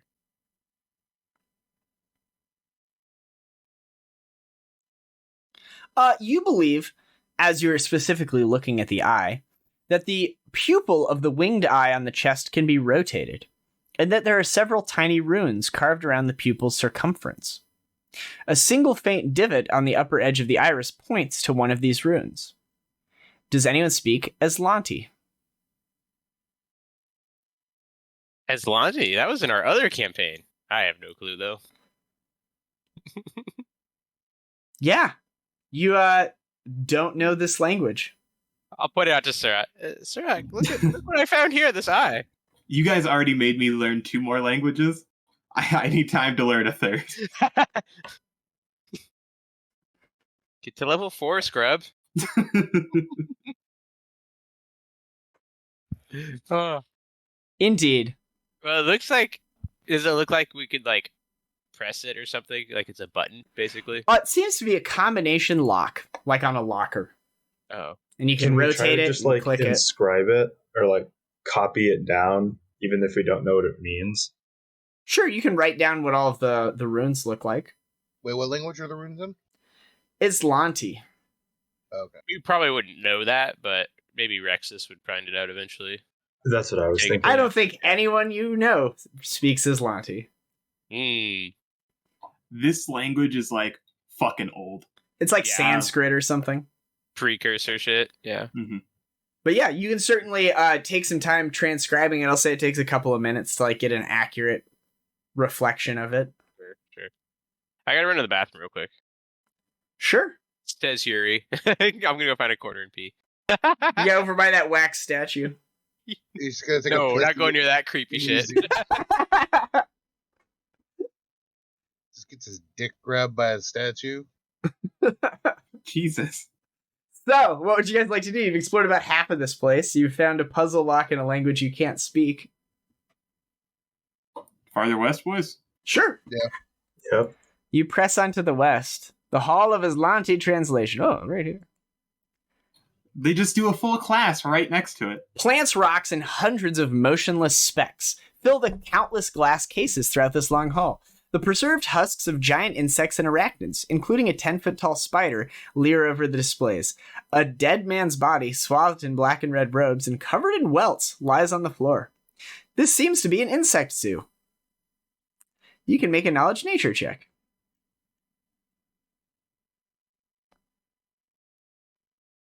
Don't have nature.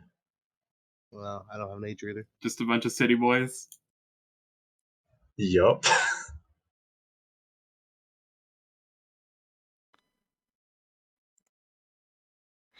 Yeah, there is a body here. It seems to be like over here.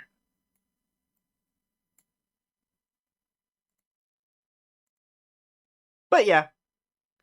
Aside from that, there just seems to be like insect collections and stuff in like glass cases all around here. You know, like if you were like an entomology student, you'd have like these little like taxidermied boxes with like all the little insects that are pinned in there. It's like a bunch of those. Ah, so gross.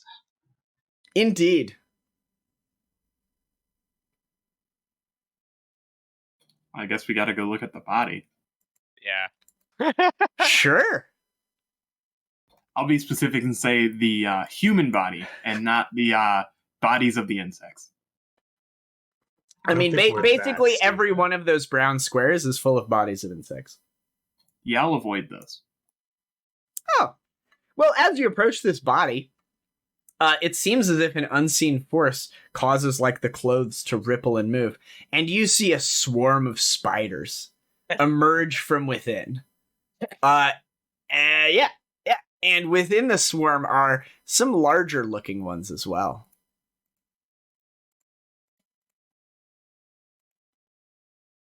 Oh no. Not like this. Uh-oh. Not like this. How many spiders are there? 7? There seem to be 8 Oh. Ocho spiders. Well, they're certainly going to get a surprise round. These spiders are very small. They're only cat-sized spiders. So they will provoke as they move into your squares. Perfect. So spider 2, does anyone have combat reflexes? Oh, I do. I have combat reflexes. Cool. You'll get an attack of opportunity. You'll get 2 attacks of opportunity. Oh, what's your dexterity score? Yep. You'll get you'll get 3 attacks of opportunity. You'll only be able to take 2 of them though. Okay. And I will get 1 attack on Yuri and 1 attack on Caerrat in the surprise round. Take my attacks now. Yeah, do it. Braces of armor +1 saving my fucking life. Yeah. You kill 1. You'll kill Spider 6. You don't need to roll damage. They have 4 hit points, dog. The other one misses. Okay, cool. So 1 hit on Caerrat. The other one will take a hit'll do on Yuri. Totes and Goats hits. Both of you need to make a fortitude save. You each take 1 point of non-lethal damage. As they do 1d4 minus 3. Is that right? 1d3 minus 4. There we go. I need a fortitude save from Tommy from Yuri. You've approached this body. A bunch of like house cat sized spiders scurry out from it, move into your squares and begin biting the shit out of you. You take irritatingly low amounts of damage, and you resist the effects of any poison. Top of the round, Sezzix. All these spiders are on your companions. They're crawling over your companions. I'm still able to shoot them though, right? Sure, there might be penalties if you miss. You could also like They are inside their squares. you could also hold your action just in case I, for example, kill the one that's on you. There's none on him. There are 2 on Yuri, 3 on Caerrat, and 2 on Tommy. I thought one I'll of them take I'll take a 5-foot step here, and then I'll shoot one on Caerrat. Sure. If I get shot in the back of the head again. Yeah, their AC is pretty high. We're gonna find out. You're looking for a 17. Yo, you snipe that one. It explodes. Which number? The one that's gray. Bottom right on Caerrat. 8. Got it. 5. Oh. Yeah. Count the one on Tommy. Yeah. Oh, Tommy I got just 8. I deleted the one on Tommy by accident, then he missed the other one. Okay, sounds good. That works. Yarp. Boom. Spider 4 will go. Yo, that's on your boy Yuri. Give me a fortitude save. You take another 1 point of non-lethal damage. Sweet, Oh, no. you're poisoned. Oh no! So it begins. Not like this, DM. Not like this. You take 1 point of strength damage. The horse kind of damage. 1. Yuri, there are 2 spiders climbing all over you. Okay. Ah! Oh, give me a fortitude save at the start of your turn against this poison. Boy. You shake its effects off. Oh, good. Oh, good. I'm gonna Fury of Blows. I'll hit 4. Go for it. Their AC is 18. Ooh. They're very hard to hit. Ooh. Yeah, it's worth it. It's always worth Miss. it. No, it's not worth You like try to grab it. It climbs inside your shirt. You like start like hitting your chest. You miss twice. it. Son of a bitch. Quit hitting yourself as I like hit myself while trying to... Spider 3 and 1 will go. That's 1 on Caerrat. And 1 on Tommy. Tommy, the one on you can't find purchase. Caerrat, you take 1 point of damage. Give me that fortitude save. You are fine. No strength damage. Tommy, you're up. I'm going to choose to cleave with a non-power attack, just a regular attack. Sounds good. Looking for 18s, baby. You hit. Make your second attack. Ooh. Whiff. You delete one of them. Number 3. So yeah, you basically shake one of them off. It hits the ground. You slice through it, and you can't manage to shake the other one off and get that free attack. Caerrat, you're up. There's a couple of them clambering all over you. Yeah. They scare me, boys. it. Trigger warning. They scare me. Literally all of them are next to the body. And Scar's like, well, we have to go check it out. Okay. What do we now gotta do? Come on, we have to go check them out. I We mean, have to know. certainly affected. The The only answer is hit it with your... Sure. Hit it with your mace. My mace does 1d8 -3. It has 4 hit points. Has 4 hit points. So he has to roll a 7 or an 8. Scarlet Spider 2 on Tommy. Large. Another 1 point of damage to Tommy. Or sorry, that's on Yuri. My bad. Yuri, give me a fortitude save. As you get bit by a spider. You're fine. And then number 7 and number 5. So 1 more on the other boys. Caerrat, fortitude save. Tommy, you're fine. Yo, 1 point of strength damage. Let's go. I can only take 6 more, boys. Yeah, you wonder how this guy died. Sezzix, your companions seem to be more or less fending these creatures off. I will plead not to hat trick. Please don't hat trick. All of Caerrat. Yo, you get him. Got him. It explodes. Fuck you, Garm. Spider 4 will go. Getting another one in on Tommy. Sorry, on Yuri there. Yuri, give me 40 to save. It's not your day, man. You're just getting the shit bit out of you by these spiders. You shake off the effects.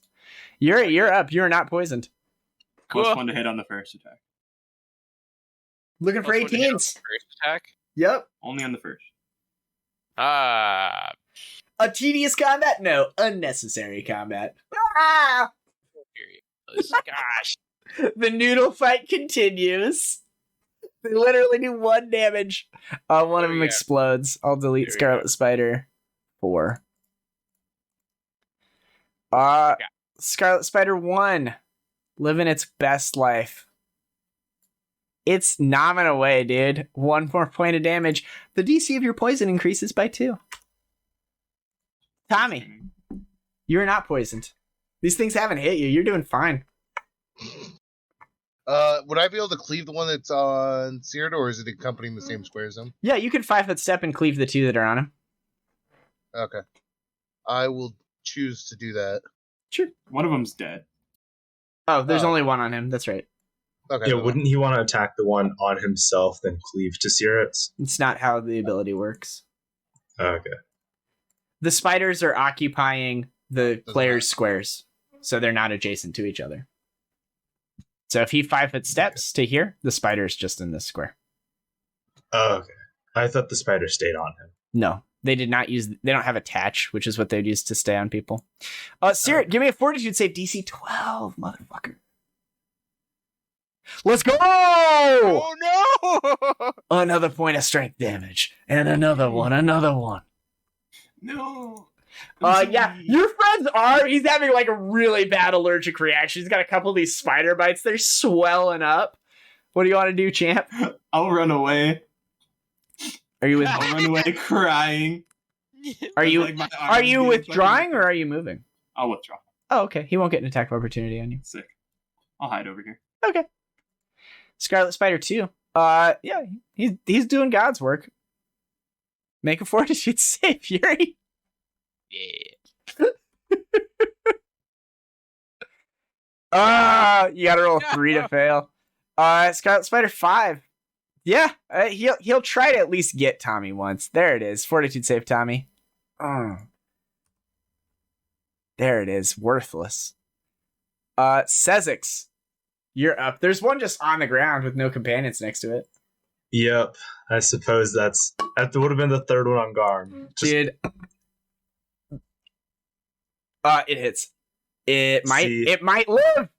Let's go. You would have been fine, Searet. Dude, there's a movie starring William Shatner called Kingdom of the Spiders, 1963 classic, where a bunch of tarantulas that are ballooning like go into a town by accident due to like weird weather patterns, and like the whole place is just overrun by spiders. One of the greatest scenes, as like the spiders are like killing people because they're just getting bitten by spiders and freaking out. This lady is like running from spiders. She jumps onto a chair, and of course there's spiders all over the house. She grabs her revolver out of like the top drawer and she like shoots a couple of spiders on the ground, and then one falls onto her hand and she shoots it and blows a hole through her hand. So she's like from this far away, she just like shoots her hand and then she's like, ah! I just imagine that's like what Searet's doing. He's just like, stay still. And Searet's like, no, please, Sezzix, don't shoot me. Oh my god. All right. Searet, give me a fortitude save, DC 12. You shrug off the Fine. effects. You're fine. My work here is done. I'll step up here and give him a guidance. My work here is done. Scarlet Spider 2. Just out in God's country.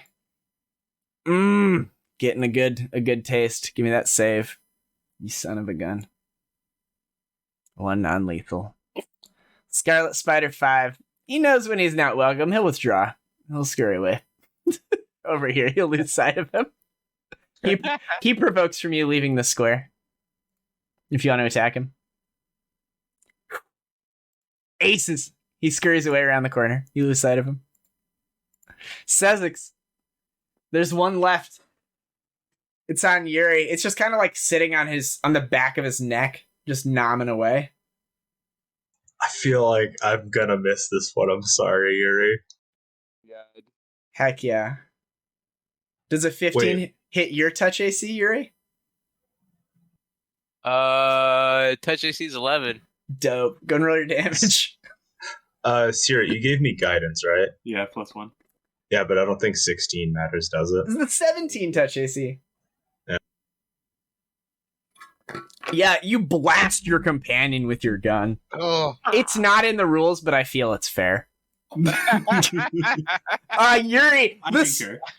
spider's just I'm kind of fine with nobbing away on you, and then you just get shot like in the back of the shoulder by your companion. Stay still. He's like reloading his musket. You'll be fine. I clipped him. What you want to do, buddy? Sezzix doing more damage to our party than the enemies. Over the course of the entire combat? I need to take this into my own hands. My own hands. Oh, you hit it. It dies. You grab it and smack it into the wall. It dies. Combat is over, effectively. Tommy chased that one down. I'm gonna get ambushed by it. I'll throw a channel. Oh, it's so evil. Sure, you toss out a channel. It'll likely top a lot of people off. Tommy, you go before Caerrat. What do you want to do? Do I know where it's scurried to? Yeah, it's scurried around the corner to the south. Alright, I'm gonna chase it. Sure. You see the halls of the sea. A briny odor wafts from a dozen water-filled cases in this room, each displaying strange, colorful sea creatures. Puddles of water cover the floor, alongside shattered glass and fish skeletons. A 10-foot square of murky water stands in the northeast. It's the thing right next to you. In addition, there are some things here.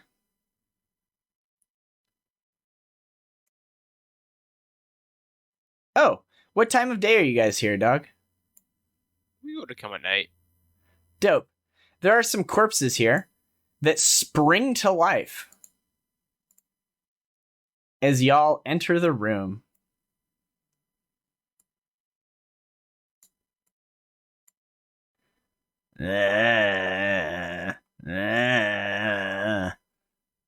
Yeah, they look bizarre.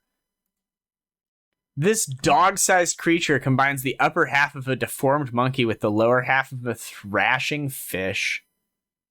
Fuck. Is there a picture of this? I hope there is. I also want a picture.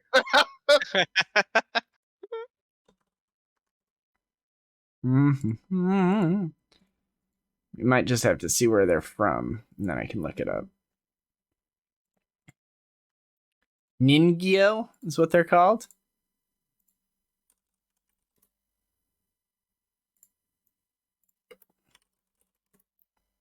They are frickin' horrific. Oh, yeah. I assume. What the fuck is this? I didn't get to see. I'll just post it. Googled it. I'll post it in Discord for you. Okay. They're just on the ground, and they're certainly dead. And as you round the corner in hot pursuit of those of that fleeing head crab, it springs to unlife. Yup. You see them on the ground there. Looks like they're gonna go ahead and act as soon as you're done with your turn. Do you want to do anything else with your movement? Can I ready an attack action? Yeah, you run in there like, where's that fucking spider? Ah! Yeah, you can ready an action. They will go. They are not right. They will awkwardly flop across the ground towards you. Like seals, like undead zombie seals. You can get your ready to action. Is they... It can't be cleave, right? They cannot be cleaved. But not with your ready to action. Yeah. So, all right. You would have had to ready specifically to cleave. Okay. I would say. Oh, you totally hit that one, though. Eat him. Ew. That one dies again. It collapses to the ground. It goes limp. This one will claw at you. It scrapes against the floor where you're standing. How big are these things? This scarlet spider will continue its movement. It will maintain its stealth. My new favorite companion. I'm just gonna carry the scarlet spider throughout the entire campaign. It's just gonna maintain its stealth plus 17. Let's go. Oh, you could have seen it if you tried this turn. I rolled a 5, my guy. Sezzix. You hear the sounds of your companion fighting something to the south. If I just 5-foot step here, I can see it. Right? You see like a toddler-sized undead seal with the torso of a goblin that's drug itself across the floor, swiping at your friend's legs as he just has this look of like, what the fuck is that? And he's like trying to shake the body of one off of his scythe. What would you like to do? I'm gonna shoot it. I was Rude. just seeing if I had point blank or not. Rude. He's just It's living ugly. his best zombie life. I have learned that if you control click the enemy, you can see how far away you are. You blast the crap out of it. Yuri. I think with like using my move action plus my action to dash forward, I can get there, but I can't do anything. So, Yeah, you could run up next to it. Yeah. Tommy. Are you not able to charge because there's a table in the way? Yeah, there's a table blocking his way. There's a pristine insect collection there. Ooh, Did you want to step to get flanking for that natural one? sure, why not? You're like, let me show you how to kill one of these. And you like flip your scythe around and it just smacks into the side of the giant water tank behind you. It like cracks the glass and a bunch of nasty salt water sprays across your ankles. The weird creature you're fighting like frolics in the water. It seems energized. Let's hear it. Would you like to adopt this thing? You make a good point. Dude, these creatures are like, they are not undead, but if they are killed, every hour at sundown, they animate as a zombie for an amount of time. Because the species is like cursed or something. It was just like a friendly, weird goblin seal, but then the people that came in here before you fucking killed them because they're weird. And now they come back as zombies every night.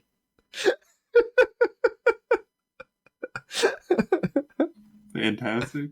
Oh, what would you like to do, Caerrat? I only have 3 channels, so I don't really want to waste it. But I feel like if I don't, he's gonna hit one of you guys, and I'd have to use it anyway. Yeah, he looks very badly hurt. Or you could just save it and channel to heal anyway. You can just try to touch him with your wand. Yeah, I'll just go poke him with the wand. Yo, let's go. Get him. Roll it up, champ. Trying to hit a 12 touch. I'm sure your strength penalty is helping out here. Oh, that's a 0. No, I miss. I forgot about my strength penalty. Fuck. Yeah, I'll walk up and like try and jab it in the little fish guts. I'll try and get in the The thing like glows with positive energy. It hisses at you. It will attack you 3 times. Yeah. It misses twice. It does hit you once. For a whopping 1 lethal damage. As this thing hits you, make a fortune save against poison. Not today, Satan. You shake off the effects of this. Well, it had group grappler. It was going to grapple people. Is the time now, Scarlet Spider? Not yet. Not The yet. ambush. Not yet. It will continue to lurk. Sezzix. I just gotta remove it from initiative count so I'd stop seeing it. I just like the... I'm just gonna put this thing out of its misery. It does. We have a guardian spider. Oh! It's at 1! Yuri! Let's go! Yuri put it out of its misery. Yeah, Yuri, put it out of its misery. Yeah. Teach it a lesson. Yeah, you choke that serpent. Is Bless still up? No. No. Okay. You do have flanking. Okay, so it's just basically a regular attack with flurry blows. Gotcha. Let's go. You hit it. It dies. Are you unarmed strike? You can attack with any part of your body. Are you attacking it with your teeth? No. It has poisoned flesh. Any creature that bites it or swallows a part of it becomes poisoned. Are I'll you kick sure you would like to not bite it? I'll kick it. Yeah, you like to start kicking the shit out of it. It deflates. It crumples back into a corpse. It's dead. I'll use that charge on Yuri. Heal 6. Yay! Boom, and it heals all of your non-lethal as well. Oh, I love it. But yeah, combat is over. You guys have effectively explored everything except for the little corner of the same. It's the same Hall of the Seas display. Yep, it's the same room. The only thing that remains is that little box office entrance. This little room up here, and this big room are the only rooms you actually have not gone inside. But yeah, these are the two spots you've not explored yet. Well, I guess we go into the big room now. It's the only thing left to do that I know. Makes sense to me. Sure. Go ahead and place yourselves. Head on into the big room. Big man, head into the big room. Whoa. Well, have you ever seen another Pathfinder map that has open doors? I've never seen this before. It's because like their block text opened. Again, this is the one with the weird taxidermy and the weird skeleton things. As you enter this room, unsurprisingly, some skeletons attack you. We can just roll initiative as normal, as you're pretty sure shit's gonna attack you at this point. Oh no, my scarlet spider! I have to hide my spider once more. It's hiding. Yeah, you see skeletons that look very, very weird compared to the other ones. These are skeletons that look like apes. And as you approach, they like have bits of furniture and clubs and things like that. And that's what they move to attack you with. Top of the round, as these things spring to life, this one will just 5-foot step down and take a swing at old Tommy with its club. Yikes. Oh no. Yikes. Oh no. This thing cracks Tommy in the skull for 22 damage as he rounds the corner. It just like takes the bench that it was standing on. It goes like, and just cracks him in the face. Almost just drops Tommy as like the wood shatters across his face. And he yells John Cena. Just like fucking slams him. The other one goes, Caerrat, you just see your friend take like a fucking pew to the chest. Yeah, it seems like a cure light wounds right there. Yeah. Tommy probably says like, fuck. Probably the hardest Tommy's been hit before in a single blow. I'll step in. Because Tommy didn't get alligator, that was Yuri. Yuri got alligatored. I'll spontaneous cure light wounds. Sure. Yeah, Tommy, there is a thing next to you begging to be killed. Yeah, so I'm gonna kill that thing. Sure. These are skeletons, so you will do reduced damage unless you use a bludgeoning weapon. Hey, my fists. Your time is now. Whiff.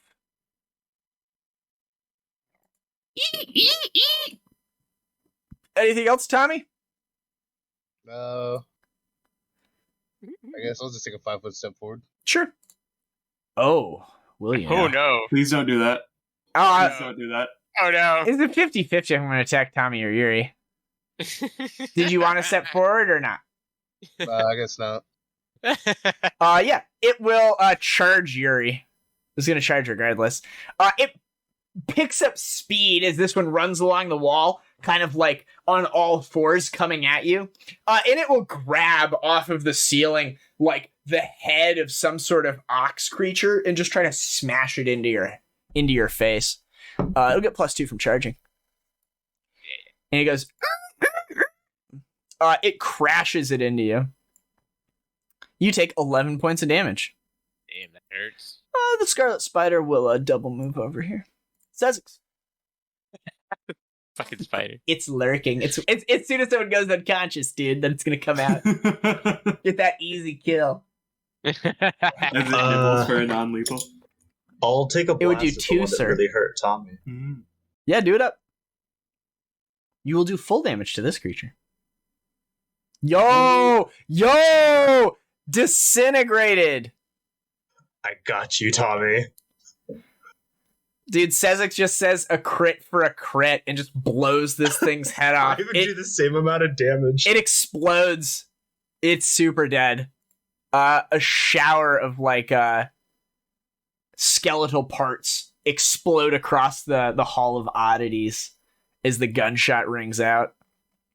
Yuri. That was Well, from my hey. boy. I guess I can hear you From a boy. Here. Oh, Yo, give me that second attack too. second attack. Hey, charged. That will hit. Go and roll your damage. Oh, nice. So 2 hits. Yep. Minimum Ignore damage. that. It'll take all of it. Okay. It is destroyed. Nice. Got him. Yarp. Yeah. The spider will remain in stealth. Combat is over. Not yet. Not yet. Also, the spider's feeling great. It's doing good. Yeah, good. This room, now as you can examine it a little further, it looks as though obviously other people have been through here before. You can see tracks pretty obviously leading through the doors that are open that you're standing in.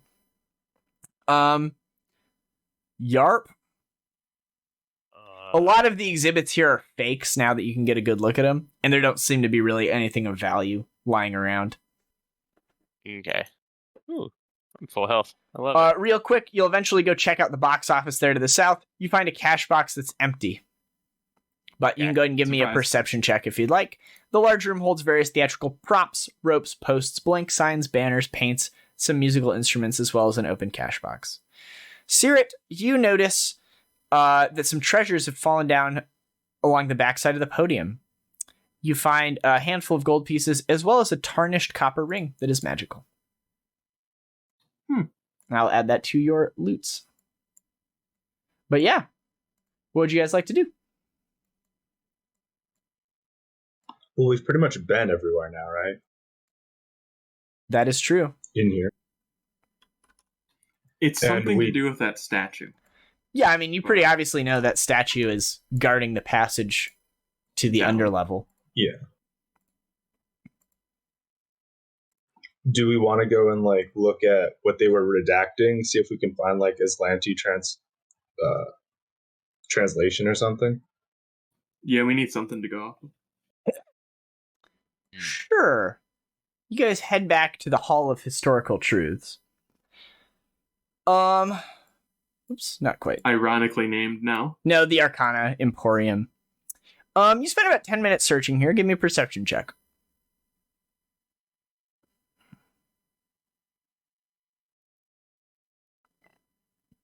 Just can't roll perception today. Yuri, you find some lead-based ink, 5 miniature ivory doors worth 5 gold each, a roll of copper wire, some silver dust, and some diamond dust. The documents seem to be relatively valueless, though.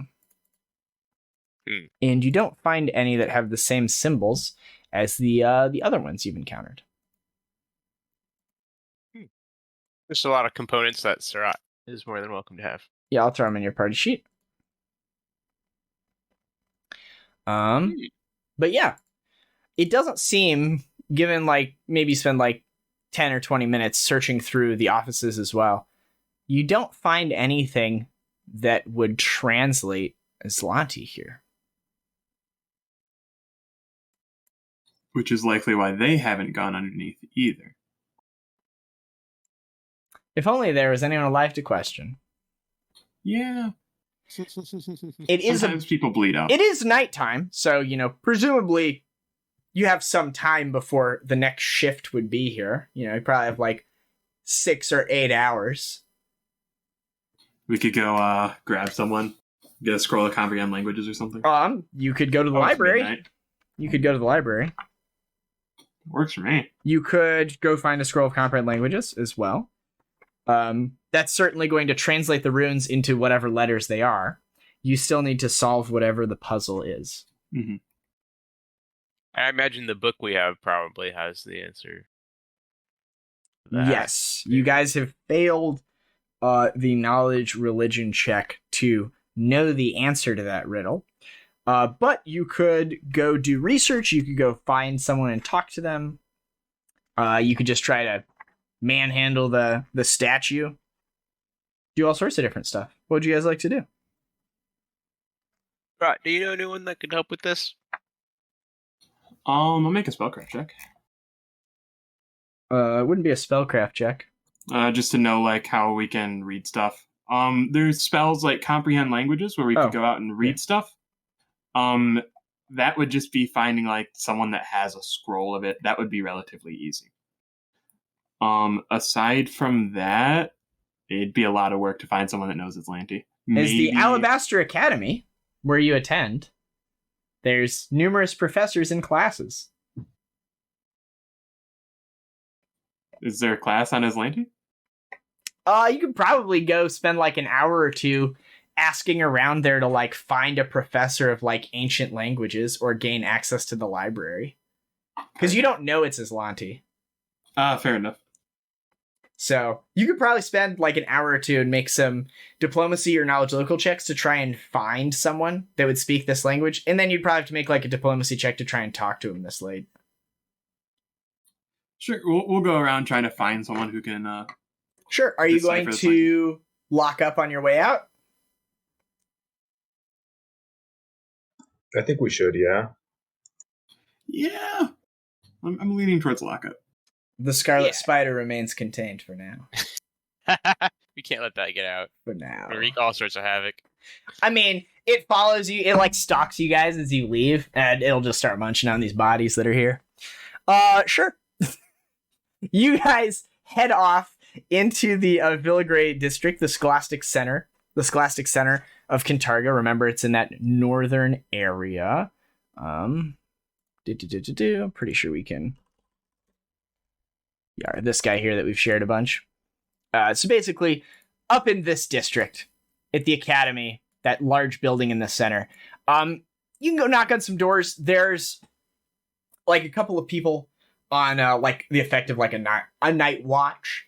And as you guys, kind of enter the quad, some night watch guy will come up to you and be like, "Hey, what are you doing here? School's closed till tomorrow, friends. You have to come back then if you want to register for any classes." Oh, I'm sorry. I just had some last minute questions about some of the assignments I've been working on. I was hoping to ask some questions around. Sure, make a bluff check. Get him. Or if you need to study, you can always head to the stacks. He'll point you in the direction of like the library building that seems to be open. Thank you, sir. Be safe now, kids. Got him. Yeah, the other one will be like, "Yeah, be safe. Wouldn't want another Temple Hill slasher going on." He'll like elbow and be like, "Shut up.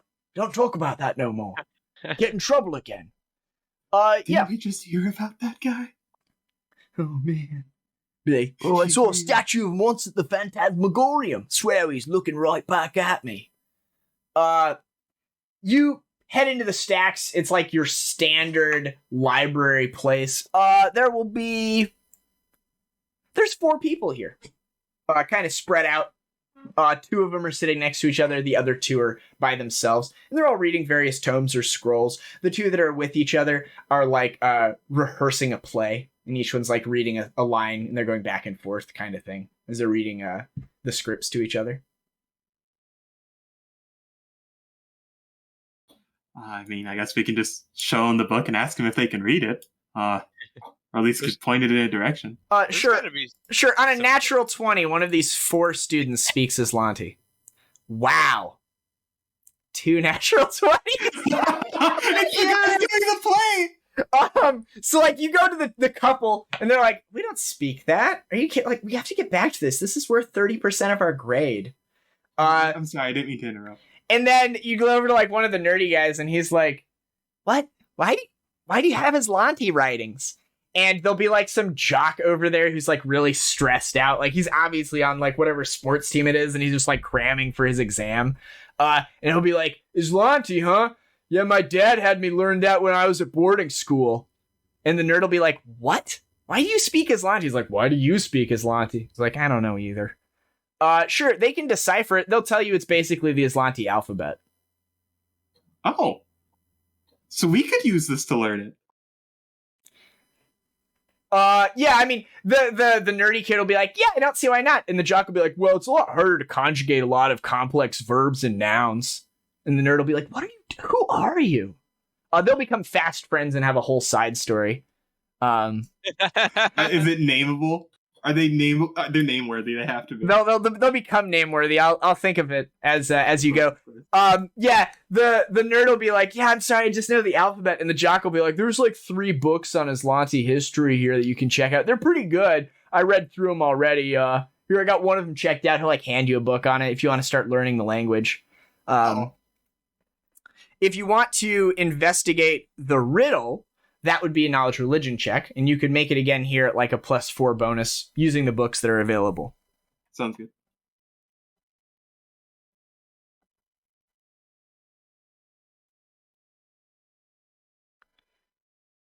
$24. The nerds and jocks come together to help out the religious kid. Help out the religious kid? Yeah, the jock's name will be Brick Winston. And we need a nerd name. What's a good nerd name? Isaac something. Isaac's too obvious, I think. It's fair. It's fair point. Newton Isaacson. There you go. They just call him Newton Brick. So yeah, Newton Brick will help you decipher the riddle. And by the end of it, like, they've basically like taken all of your writings away from you, and they just do it. And Newt's like, Master of Masters, how many spaces did you say you could fill in this cipher? They didn't say it was a cipher. They said it was a combination. Like, oh man, that's an infinite amount of permutations. And he'll like begin rattling off numbers, and Brick will be like, it's all right, Newt. We'll figure it out together. Come on, stay strong. Keep focused. When we say the Master of Masters, I think that's Aurori. Did you guys try doing Aurori? And they'll write out Aurori in like Aslanti runes. You give that a shot. Thank you. All right, man. Good luck. Oh, geez. I don't think I'm going to have enough time to finish my physics final. And Newt will be like, physics? I can help you with that. Thanks, bud. And they'll like clasp each other on the shoulders as you guys walk off. This is what Kintargo's about. This is what Kintargo's about. Yep. As like the two that are like play acting and like dancing jump on top of the tables and begin singing back and forth, and it breaks into like an episode of High School Musical. You guys quickly flee before you take any wisdom damage and head out. But yeah, you guys can return. It's probably like 2 a.m. now when you get back. And you can try Aurori. You also have like the full alphabet as well, and like a couple of books on like religion and stuff like that to help out if it turns out not to be that. Sick. Yeah.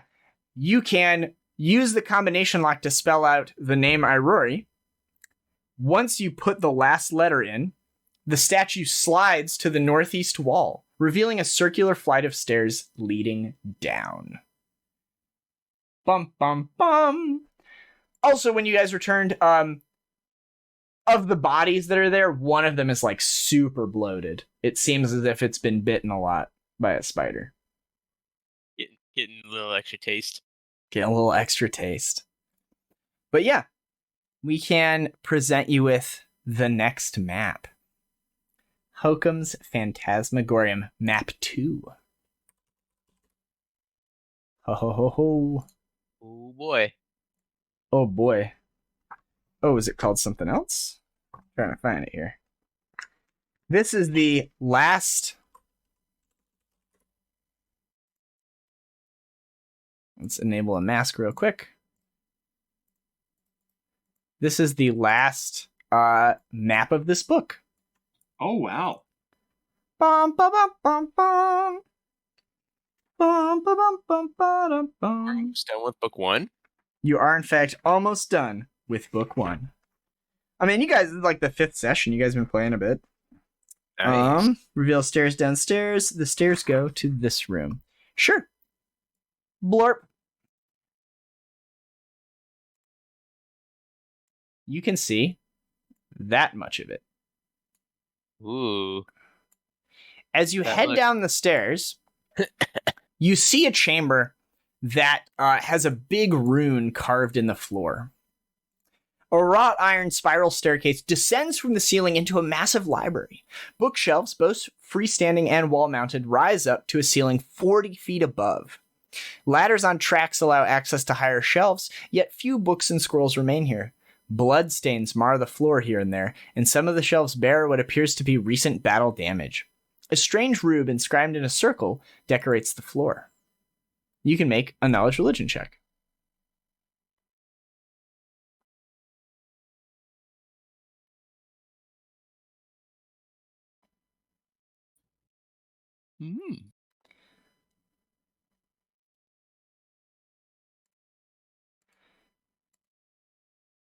And there is a creature here. I'll delete this scarlet spider. It doesn't follow us down? New. It's a hazard for another day. You guys are coming down the stairs here, in whatever order you would like. And you see a critter. With a name. It does have a name.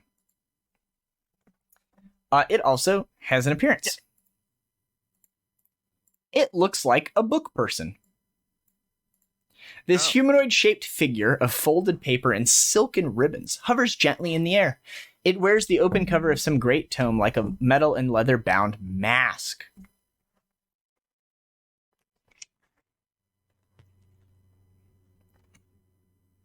And as you descend the stairs, kind of from like the piles of books and stuff there, this creature will like animate and come together.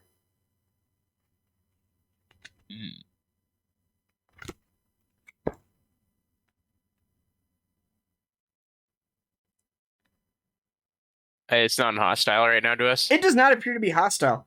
And it doesn't attack. And as you kind of see it, and it has finished manifesting, it will raise a hand and be like, I understand this to be a gesture of welcome. Greetings. Greetings! I've been reading, Yuri protects? I'm still getting used to it, I'm sorry.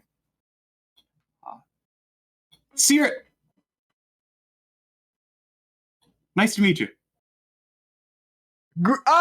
In exchange of pleasantries, as is common to your kind. Yes, I'm Yilv.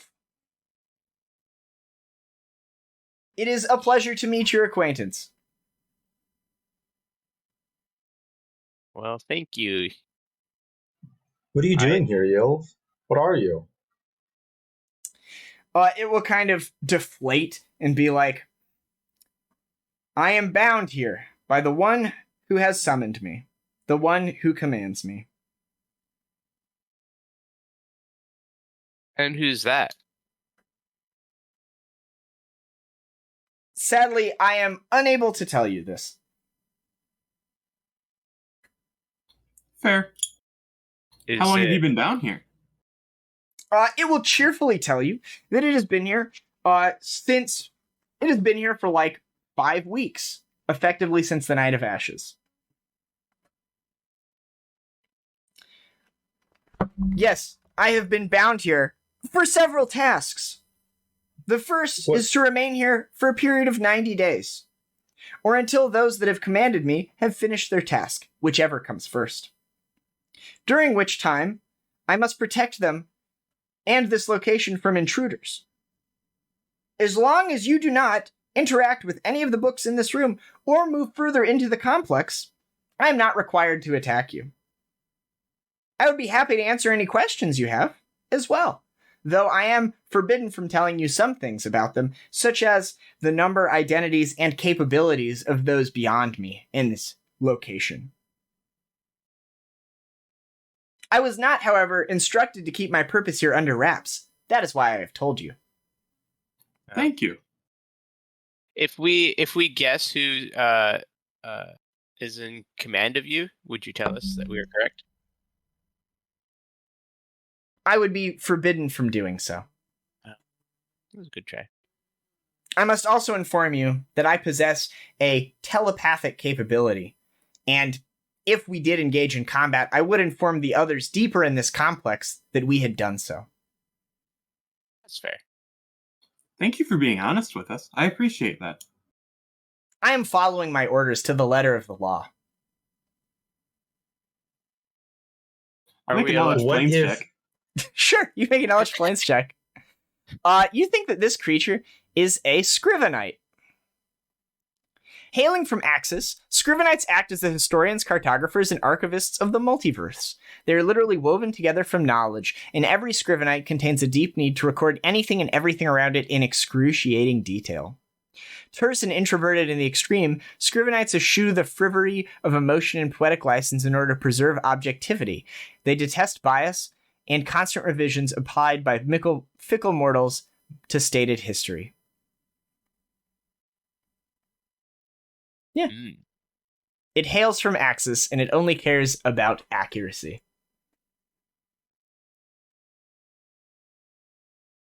Are we allowed to go through these doors? And I'll point over to the doors to the west. You may approach the doors without any interference from me. However, if you attempt to pass by them and enter the complex, I will be forced to attack you. And alert others that you have entered the complex. Are we able to open and to look through the doors? You are not. You are also not permitted to touch any of the books here. Doing so would result in combat, and me informing the others that you are present. Could you inform the others that we're here anyway? I will do so when it becomes required. Can you not inform them just without attacking us? I have not been told to do so. By those who command me. Can we walk really close to you? Of course. You may walk anywhere in this chamber. You just are forbidden from touching the books or the doors. Can I touch your pages? I do not see why you would not be able to. I'll go up and touch him? them. I'm gonna go caress the pages and see if I can read anything off of them. Sure, he'll reach out and be like, "This is your custom, is it not?" And he'll pat you on the head. Yeah. The books that have comprised him, there seems to be a book here called The Inward Facing Circle that is plastered onto his forehead. You can't read any of the pages as it's you can see the spine of it basically. And then the rest of him is comprised of notes and things like that, a lot of which are in languages you don't speak.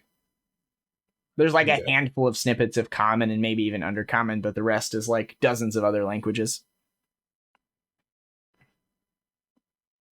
I'll approach book Is this person. nice? Do you find this nice? He'll pat you on the head Yes. rhythmically, like a metronome. Sure. To an extent. Yeah, he'll shrug away after he's patted you a bunch. Very good. 19 times. After, I understand a little bit, I'll just now. back off. Yeah. He Rain Man the head pat. Yeah. I'll approach it and mention that Rexus Viticorus sent us, son of Portia Viticorus. He will give a nod and be like, "I've added their names to my memory. Thank you for this information." It's like they didn't have much You to do just- with it. Okay. Do we remember? Do you remember what? Sorry? The name of the elf of one of the original founders of the Silver Ravens? Oh, yeah. You can rattle off their names if Yeah. you'd like. You'd be like, "I know of them. They were members of the original Silver Ravens." Yeah, do you know if they're still alive? I do not know that. I'm gonna stop. Do we really want to be giving this thing that could just telepathically tell everyone this information? It already knows it. He didn't know what's his face's name? Rexus. That's a good point. Oh, my bad. So can we not just throw Rexus under the bus if anything happens? I will not inform them of these. I will not inform those that can command me of what you have told me. I am only required to protect this area from outsiders and invaders, and defend those who command me should any harm befall them. Yeah, but you're a fucking pile of pages. Can I really trust you? Yes, this being you can trust. It emphatically what cocks he its said. head to the side and be like, "As much as you can trust honesty and truth itself, I am nothing except a record of things that have accurately transcribed." I do not understand the purpose of lying. It would unravel the fabric of reality if everything was told in lies. I'll just point him to the YouTube of anti-vax people. Yeah, he So you know doesn't. how, He doesn't like- know what that is. How angels represent good, right? Like, angels are like the good, whatever they are, they're fucking good people. These are beings just of law. So rather than being worried about, like, right versus wrong, they're just worried if things are going how it's supposed to. And this guy only cares if we don't go through that fucking door. Well, I've never let anything tell me what to do. Well, we can try and use his rules. I don't wear to, my work around seatbelt it. on the wagon when I'm out on the highway. I'm a rebel. Those country boys. Well, I don't know. Should we go get like Rexus? Maybe Rexus knows something more about this. Well, If we leave and come back, more time will pass and other people might come here. And they would notice the statue is moved. you said you had to make sure outsiders were exiled. We are aligned with a former member of the Emporium Archivists, and we are here supplementing his will. We are not invaders. We are simply employees of his. It stares at you blankly. I can try. I had to hustle it. You were instructed to alert them if you got into a combat, but you were not instructed not to reach out to them if you were not in a combat. So why can you not reach out to them if we ask you to? You are not the ones who command me. I'm not commanding you. I'm simply asking you to clear up confusion. I am bound to serve until my service is ended in a period of 63 more days, or like in a period of however many days it's been since the Night of Ashes, so 5 weeks. So like in a period 35 of days. yeah, in a period of like 55 days left. in a period of 55 days, or when those who command me have finished their task. Do you know the reason why you were summoned? Yes, I have been summoned for 3 tasks.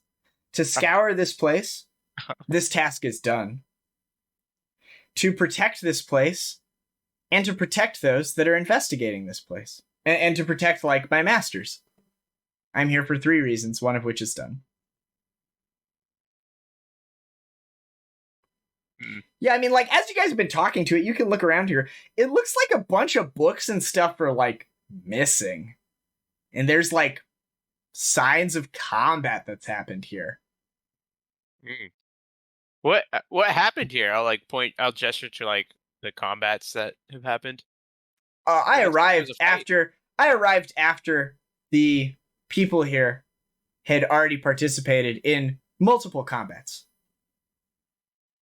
I witnessed them take the bodies of the people that they had fought with and dispose of them in another part beyond those doors. Can you tell me what the dead bodies look like? Oh yeah, he'll describe people wearing like white simple robes. And he said they were killed by people wearing black and red robes. That makes sense. And the Are people the- wearing black and red robes are the ones that summoned him. Oh, Yeah, I was just starting to piece that together as he's actually not with us. Okay. He's not with anyone. He's following orders. No, but I think he's following the instructions of... of House Saren. We can leave it there. You guys can talk about what you'd like to do. It's 3:00, which is our usual stopping time. If you want to fight this guy, he's like more than willing to do combat with you. He's just being very transparent as to his purpose here. I will say, as this is written, it assumes you fight him.